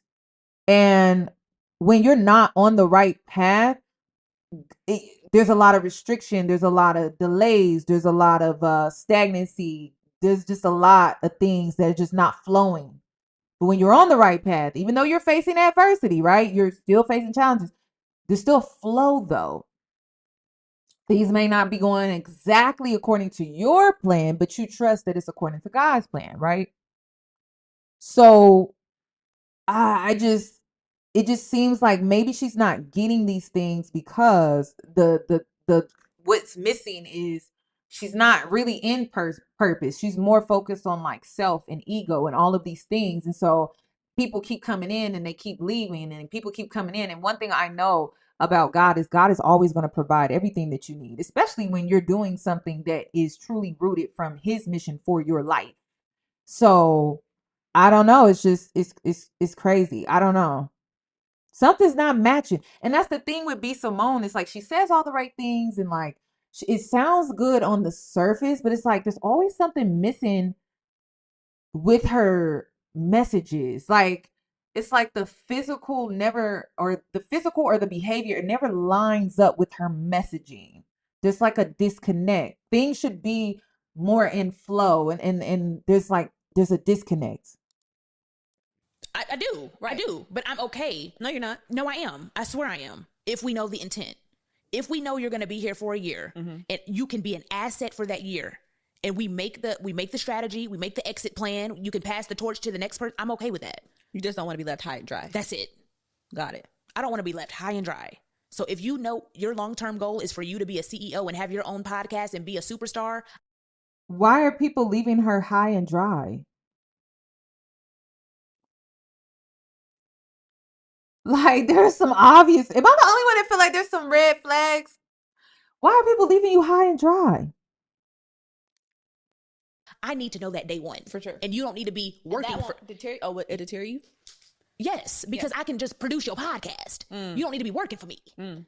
If you want to be a podcaster, we need to focus on that. But if you want to, learn, I want to learn logistics. I want to learn operations. I want to learn how to build it. I want to learn this. I want to learn that. I love serving. I don't mind that.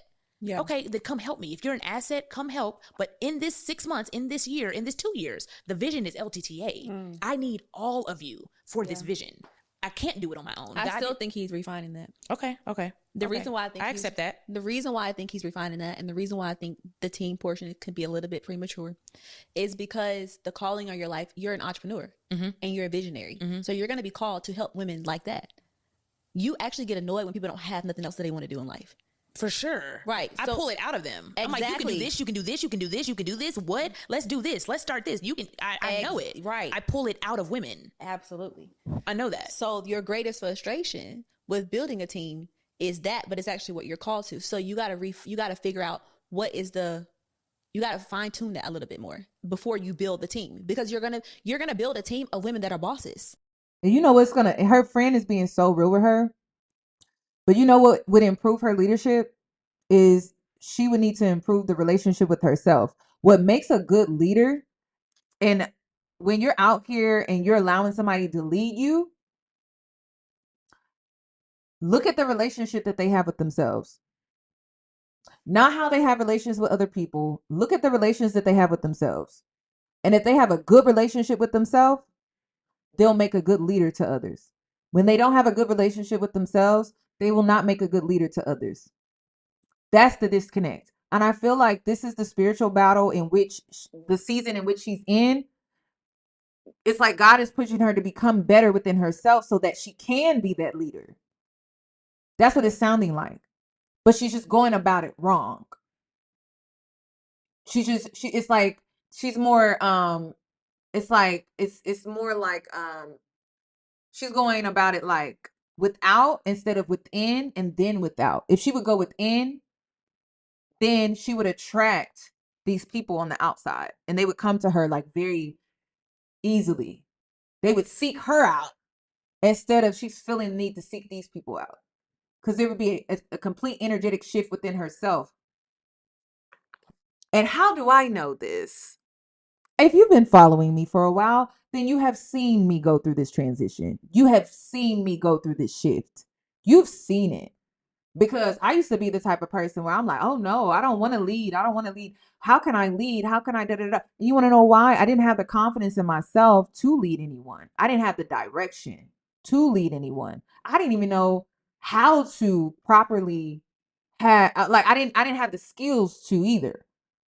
So once I started to work on myself and I became confident within myself, and I was able to recognize different skill sets and talents within myself, and then also recognize areas in which I needed to improve, all of a sudden I started doing that work. And then people were coming to me, seeking me out for leadership. So it's a flip. There's a flip. She has a platform. She has clout. She has all of these followers, yet she's still struggling to build a team. And I also think a major issue, people leave her high and dry. That means people don't respect you. That's what that means. Taylor, she was an assistant that she was running my Instagram for a little while there. She respected me so much. She didn't just leave me high and dry with that Instagram account. She came to me and she sat down and she was transparent and she told me what was going on with her. And because I care about people, I'm like, I understand. And you know what? It was in alignment with me as well, because it was that Instagram I wanted to let go of. It was just toxic. And I felt like in the moment, us being in alignment, at one point we were in alignment and she was working for me. And now we're at this crossroad, the both of us, where we both feel like this is not serving us. So I let the Instagram just completely go. And it was what was right for me and it was what was right for her. But she didn't just leave me high and dry, because she came to me and she said, Yoni, running your Instagram, running real Yoni, the Instagram, is so toxic. It drains my energy. It's too much negativity. Now, I didn't have her under contract.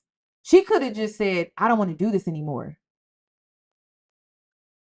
So I told her, I was like, hey, can you give me some time? And she was like, I can give you 2 weeks. That's respect.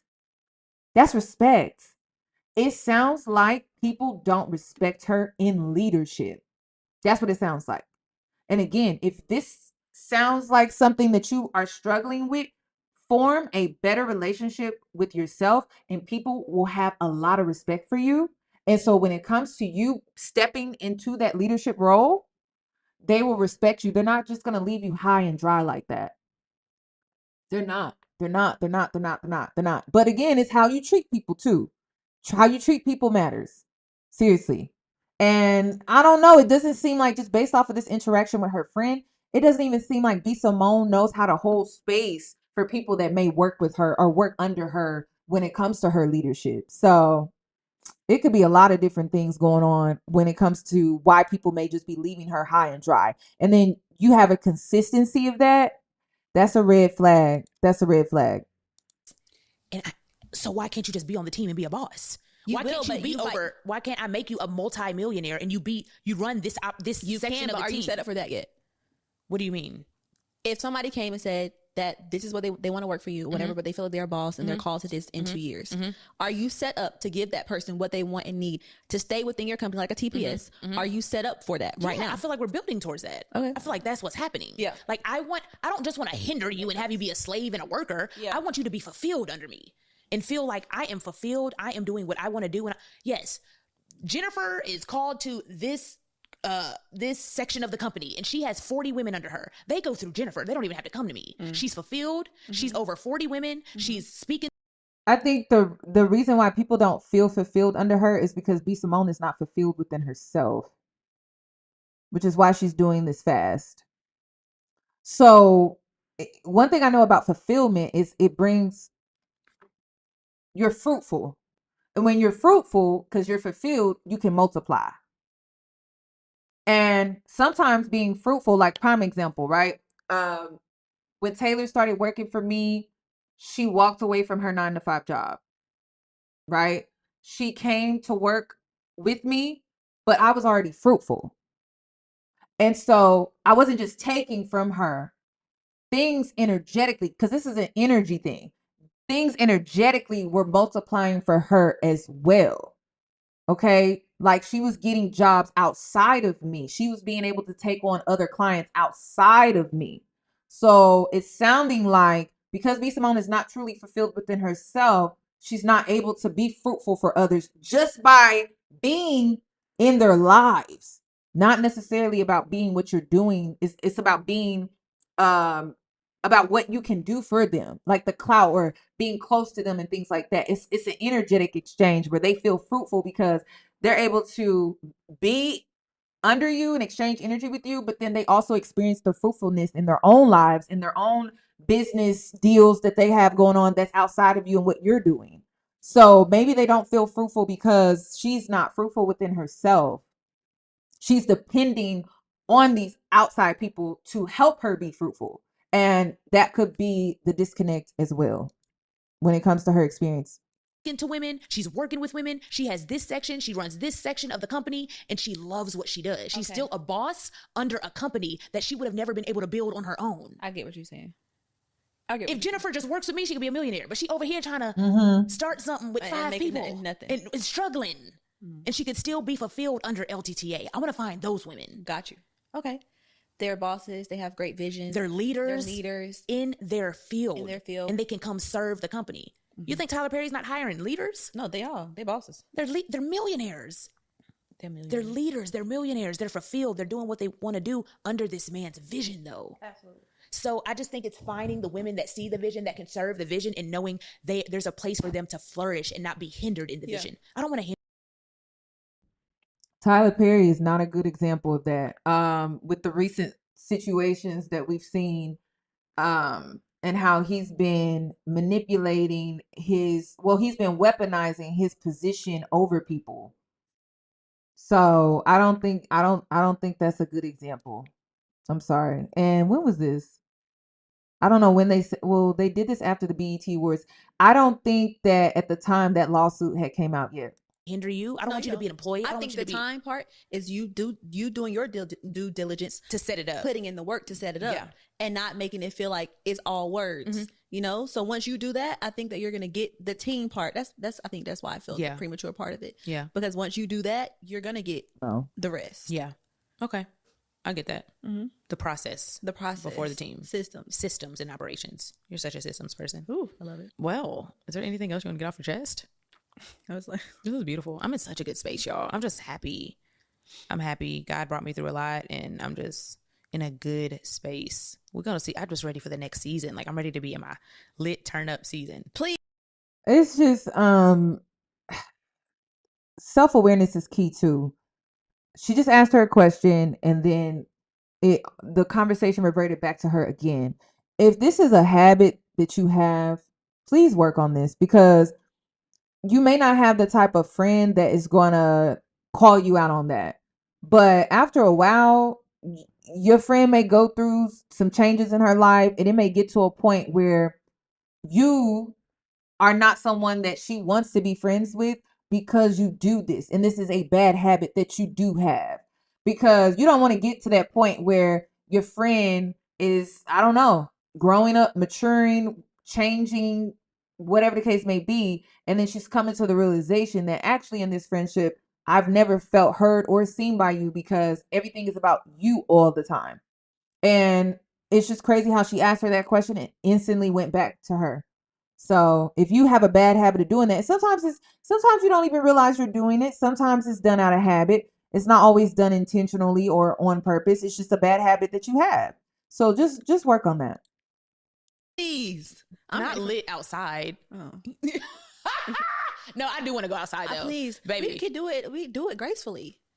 I'm like, baby. I'm outside. I'm ready. Yesterday she said, I have to get out the house. Yeah. I was like, okay, I love you. I said, I love you. Send me pictures. Right. And you laid on the couch watching Straw. It was so good. So good. I had to watch it. Best night. Oh, no regrets. No regrets. Best night of my life. God. I love you so much. Thank you for doing this. You're welcome. This is a great episode.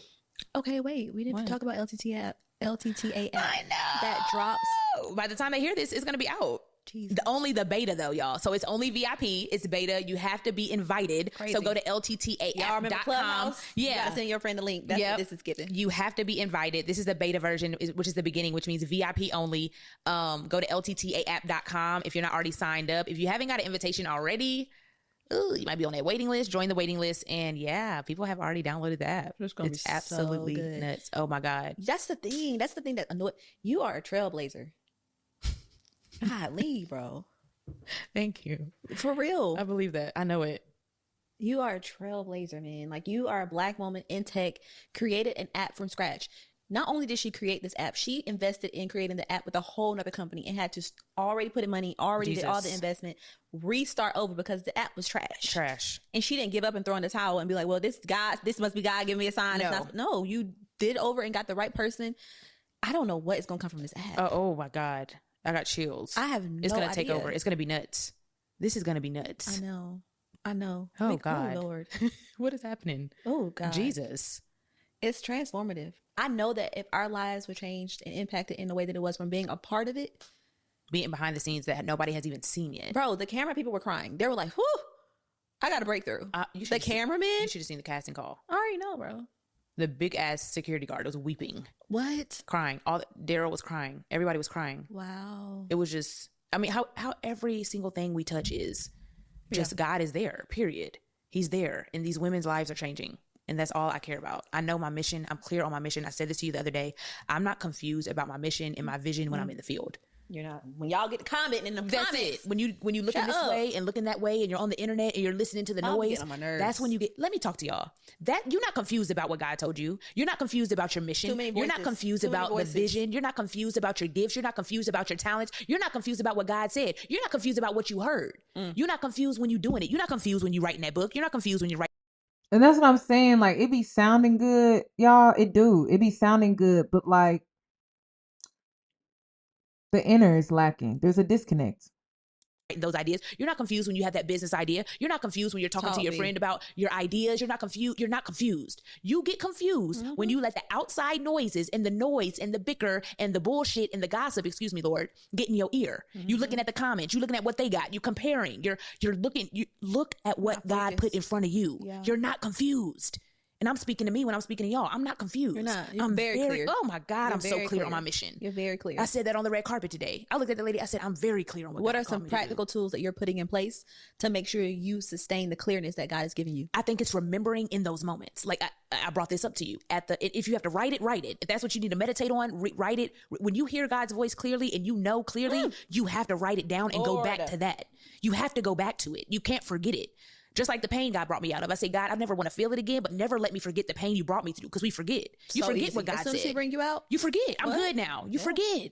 So at the casting call, baby, I want to toot my own horn for a second. I was in there bossed the F up. Okay, because period. What? Yeah. I was in my element. I wasn't even on camera. I had on a black hat, some sweats, and a hoodie. I was It's crazy how her friend has been super validating this entire conversation, and she still needs to boost herself up. Like, that is insane.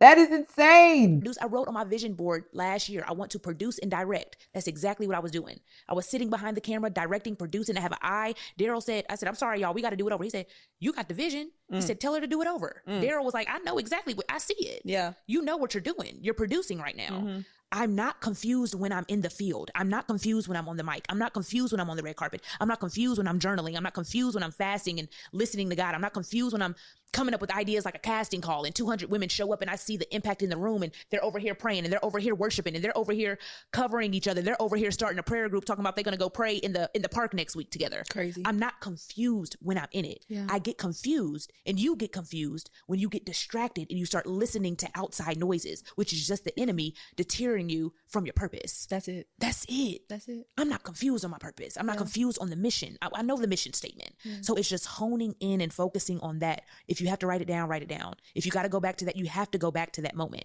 And Vina says this all the time. She's like, I go back to the rainbow. Like, I saw a rainbow. Does anybody know what her mission is? That's like, she talks about it, but it's like, does anybody know what her mission is? That's what I've been kind of waiting to like hear what her mission is. Oh, I asked God to give me a sign. I don't remember details of the story, but she has a screenshot of a rainbow she saw. She's like, when I'm losing faith or I go back to the picture. Wow. This is a reminder that God was there in that moment. Yeah. You got to go back to the rainbow. Whatever your rainbow is, you got to go back to it. So you're not confused. Yeah. You're listening to the noise. That's it. That's it. I don't know. Silence in the noise. Man. Beautiful. Beautiful. I love you so much. I love you. We're on the couch in LA. Look at them toes. Stop. She's always talking about my fat feet. Bro, the first time I ever remembered that I had fat feet, I was 12 years old.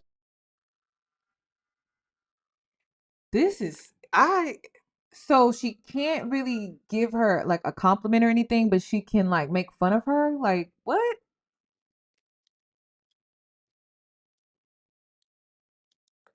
That's it. Silence in the noise. Man. Beautiful. Beautiful. I love you so much. I love you. We're on the couch in LA. Look at them toes. Stop. She's always talking about my fat feet. Bro, the first time I ever remembered that I had fat feet, I was 12 years old. No, and this boy. I was 12 at MegaFest in Dallas, Texas. Baby, I thought I looked so cute. It was this boy across the street. He said, "Hey, yo, girl. Hey, yo, girl with the fat feet." I said, "Ah!" He was trying to holler at me. He was like on my toes. That's cute, though. No, it's fine. I haven't had no problems with my feet, so. No, I'm fine. Any last? And the reason why I'm making it a point is just based off of what her friend just said. That's an insecurity of hers, and she's making fun of it on a platform publicly. But the whole time, the friend has been validating her when it comes to her insecurities. Again, back to the imbalance that I'm talking about. Like, that's crazy. That's crazy. If anything, I don't even know why the toes are even brought up at all, but it's like, that's like something that she's insecure about. Why are we even bringing it up and talking about it? And then when you decided to bring up your insecurities in this whole conversation, and the whole time you're being supported and validated and reassured. Again, imbalanced friendship. And listen, those little slick comments, remarks, and like people being joking and playing and things like that. Yet anytime it comes to their issues or like their insecurities and things like that, you have nothing but kind words and to speak life into them. But then when it's reversed, it's jokes and sly remarks. It's an imbalance. Any last words before we get out of here? Thank you guys for listening. This was a little sporadic, spontaneous episode. Yeah. Love your friends well. That's it. Be the best friend that you can be. That's it. Friends don't come easy. People just let go of people so fast, and they just like feel like anybody is replaceable. Everybody's not replaceable. Man, and the older you get and the more you experience, you realize that. And be a good friend. Don't expect loyalty. Don't expect honesty. Don't expect transparency. Don't expect accountability. Don't expect truth. Don't expect prayer. Don't expect covering. Don't expect all these things, and you're not exuding it. Yeah. You have got to change. You've got to change your heart. You got to check your heart. You got to check yourself and be honest and look in the mirror like, okay, I felt something right there. Why? What was that? Analyze yourself and fix it and be open to criticism. That's it. One thing I noticed about this space and people having microphones and things like that, like when they talk, they speak from their higher self, and their higher self is really speaking to them, but they're speaking to their audience. And I noticed that. Like I noticed that a lot. Like everything she's saying, she's really saying about herself, which she's pulling that from her outer self. She's channeling that from her higher self, but she is not applying it to her life. It doesn't seem like she's giving it to others, but she's not giving it to herself. It's kind of crazy. And because this isn't something that she's given to herself, she's not really able to hold space for other people and to have a different perspective or nuanced conversation. It's just always going to be put on her because this is something that she's truly she needs to give to herself. She just needs to give it to herself. So she's going to keep channeling from her higher self and keep speaking to her audience, but it's really something that she should be giving to herself. And then she'll have a totally different perspective. So we'll see. Yeah. Be a good person. Just be a good person. That's it. And if you feel like you're not, you can change it. Today. Right now. Yep. God change my heart. Every day I ask God to purify my heart. Prune me. If pride is in there. Oh, we old. God, purify me. Prune me. It's like, ooh, All the stuff them elders were saying was real. I get it. Purify me, Jesus. Please, tonight. Right If now. there's anything What? in me That is not uproot of it. you. Gut it out. Any spirit that is not My the mom fruit used to of pray the that spirit. prayer. Ooh, she said, anything in me, gut it out. Gut it out. I get it. Uproot Gut it. it out. I don't want to be like that. I don't want to feel like that. I don't want to feel bitterness, anger. I don't want to feel none of that. Yeah. Avoidance of emotions. And that's what I was saying. Remember when I said that sometimes when it comes to religious people, they think suppressing their emotions is the answer, when actually it's dealing with your emotions is the answer? You feel that way for a reason, and you need to get to the root of it, not suppress it and push it down like it's not there. And then there's a level of self-hate that comes with that because you hate how you feel that way. But it's real. It's a part of who you are because it's a part of your emotions. Can't hate how you feel. There's a reason you feel that way. And then in a way, feelings come from, or emotions come from, a place of who you are. So all I'm hearing is self-hate. That's all I'm hearing. I'm not hearing self-love. I'm hearing self-hate. Let me push this away. Let me act like it doesn't exist. Let me just, I don't want to deal with that. That's what it sounds like. It's really sad. It's really sad. And y'all, I'm gonna end with this. It's okay to feel those things. It's not okay to stay there. You're a human. Absolutely. You're a human.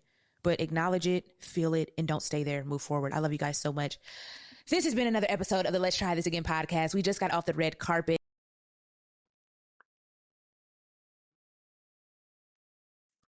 I'm moving on. I don't know what else to say. I'm gonna have to move on. I see why you all wanted me to react to that. I do. I see why the girls requested that one. Let me show you this. Hold on. Because did I pull it up? Hold on. Let me send it to myself real quick. I thought I already did. I want to know, have you ever been in a relationship like this, a friendship like this? Because honestly, this could be a sibling relationship. This could be a cousin relationship. There's so many different relationships that could be relatable to this conversation. Honestly, it's not just for friends. It could be mother-daughter relationship, father-son relationship. Let's see, even a coworker. Can't have a 9 to 5. What? Why not? You don't want to have an honest job? I mean, he could be a hustling entrepreneur. So you want him to be Budgeting, you see how I am. Nitpicking every little thing. I've never been like that. We were in Bloomingdale. And I never understood this about B. Simone. Plumbers, truck drivers, goddamn judges, lawyers, janitors. John Cannon make real good fucking money. He got his own business with the old man. You feel what I'm saying? These are 9 to 5 motherfuckers to the T. So the reason why I'm pointing this out is because I think it's interesting how she was saying that in the past, and now she's kind of like she's going through a humbling experience. And why would God take her through a humbling experience when it comes to her shopping at from Bloomingdale's to H&M? Is it because she's being led by materialism? Is it because she's being led by greed? Is it because she's being led by gluttony? You know what I mean? Like it's like God was blessing you. You were in a season of being blessed, yet you wanted to shit on other people who had a job.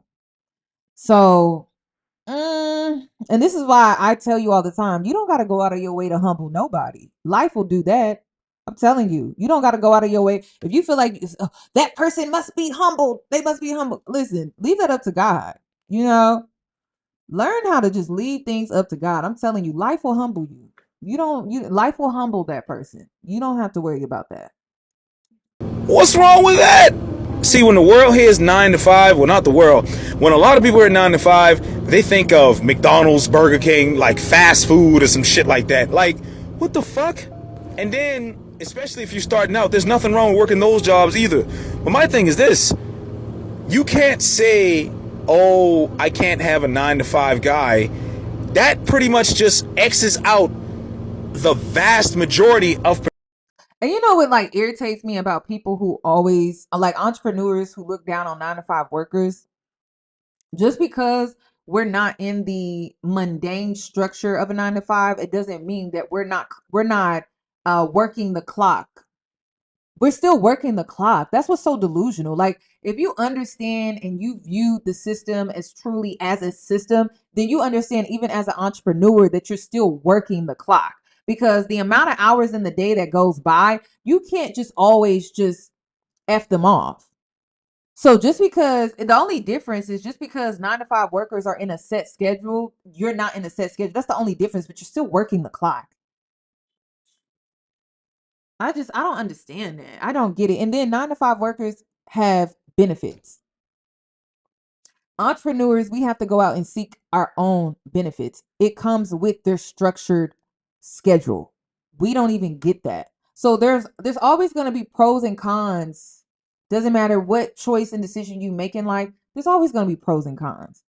I just don't like it when people come on social media and they try to paint this picture like, oh, well, this choice is just all pros and there are no cons. And that's a gimmick. So here we are. We have a woman who was an entrepreneur at the time. She was doing really well. And she felt the need to tell the whole world, like, oh, yeah, I can't do like a 9 to 5 worker and da da da. Okay. Even though it's an honest living. Okay. Potential suitors that you could be in a relationship with. Because now you got to factor in a bunch of things. You got to factor in the amount of guys that don't think B. Simone is attractive enough to be in a relationship with. You got to factor out the guys who may be gay. You got to factor out the guys who are already in relationships. And then you got to factor out the guys, which I'm pretty sure she's going for, or was going for at the top, like a lot of the attractive motherfuckers that got a lot of shit going on. You got to factor in the ones that don't even see the point in having a relationship because they got so many options and they got a lot of fucking, pull and wherewithal and money and shit. I don't know, man. I just don't feel the need to see people say like, oh, I can't have a man to do this. I can't have a man do that. And these are good fucking guys. Granted, there are pieces of shit everywhere, but if you genuinely wanted a relationship, my voice kind of cracks. If you genuinely wanted to be in a relationship, you can't literally cut off 60 to 70%, maybe in some cases 80% of the potential suitors. You can't do that. Right. And then when you ultimately do not get what you want, now it's like, who's to blame? I kind of spit a little bit. Who's to blame? And you see, she said in that last clip, fucking struggling. Like, I don't know if that was clickbait or whatever. She's like, man, I'm fucking struggling out here. God damn. If you really want to be in a relationship, there are plenty of people out here to be in a relationship with. Of course, you can have your preferences. You can have your types or whatever the fuck. But once you understand that sometimes the thing that you are going after may not be the thing for you, and the thing that you really need may be something that you least expect. I'm just saying, bro. I'm just saying, you never know. You never know, guys. And this is why the Bible on the red carpet wasn't a good idea. Let me show you. Because B. Simone is ego-driven. It goes through.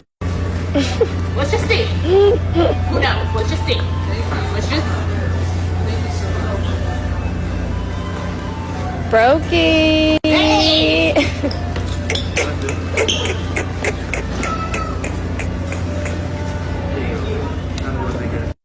I can't look at this word without... Oh, Bethel.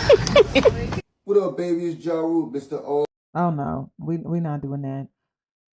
So, again, because B. Simone has a history, a pattern of consistently pulling stunts because of her ego, okay, the Bible was not going to be a good look. And luckily for her, B. Simone does have a genuine soul in her corner that gave her good advice and was honest about her not carrying that Bible on the red carpet because it was not going to be received well. So that's it. That's all. Give the video a thumbs up. Share this with someone that you think it could help. And that's all that I have regarding this video. And I hope to catch you in my next one. And let me know, what else do you want me to talk about? I thought about talking about who was it? Halle Bailey, but it's just clear that things are being kind of pushed back and delayed. So I didn't really say anything, but I did see it. I saw it.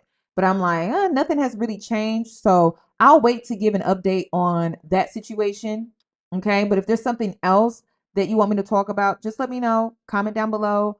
or you can now hit me up on Instagram. My Real Yoni page, rest in peace, Yoni Red, Real Yoni, that Instagram page is gone. It is not coming back. So if you want to follow me, I did reactivate my Yoni's World page. That is the only Instagram that I will be on now. I am back on TikTok, Yanni's World on there. So I'm back. So if you want to hit me up in the DMs when it comes to, stuff that's going on, just understand I'm no longer a part of that algorithm where I was keeping up with all of that stuff. So there may be things that I miss. So you're going to have to be more proactive. Like if you're seeing stuff out there, I may not be able to see it because I'm on a different algorithm. It's healthy. A lot of like therapist stuff, spiritual stuff. I'm in this new phase in my life. I'm a part of this new identity, and I just needed to shed that old identity that just does not resonate with me anymore. And that involved that algorithm that I was a part of at one point in time. So send me whatever else you want me to talk about, and I will catch you in my next one. Enjoy and be safe this weekend.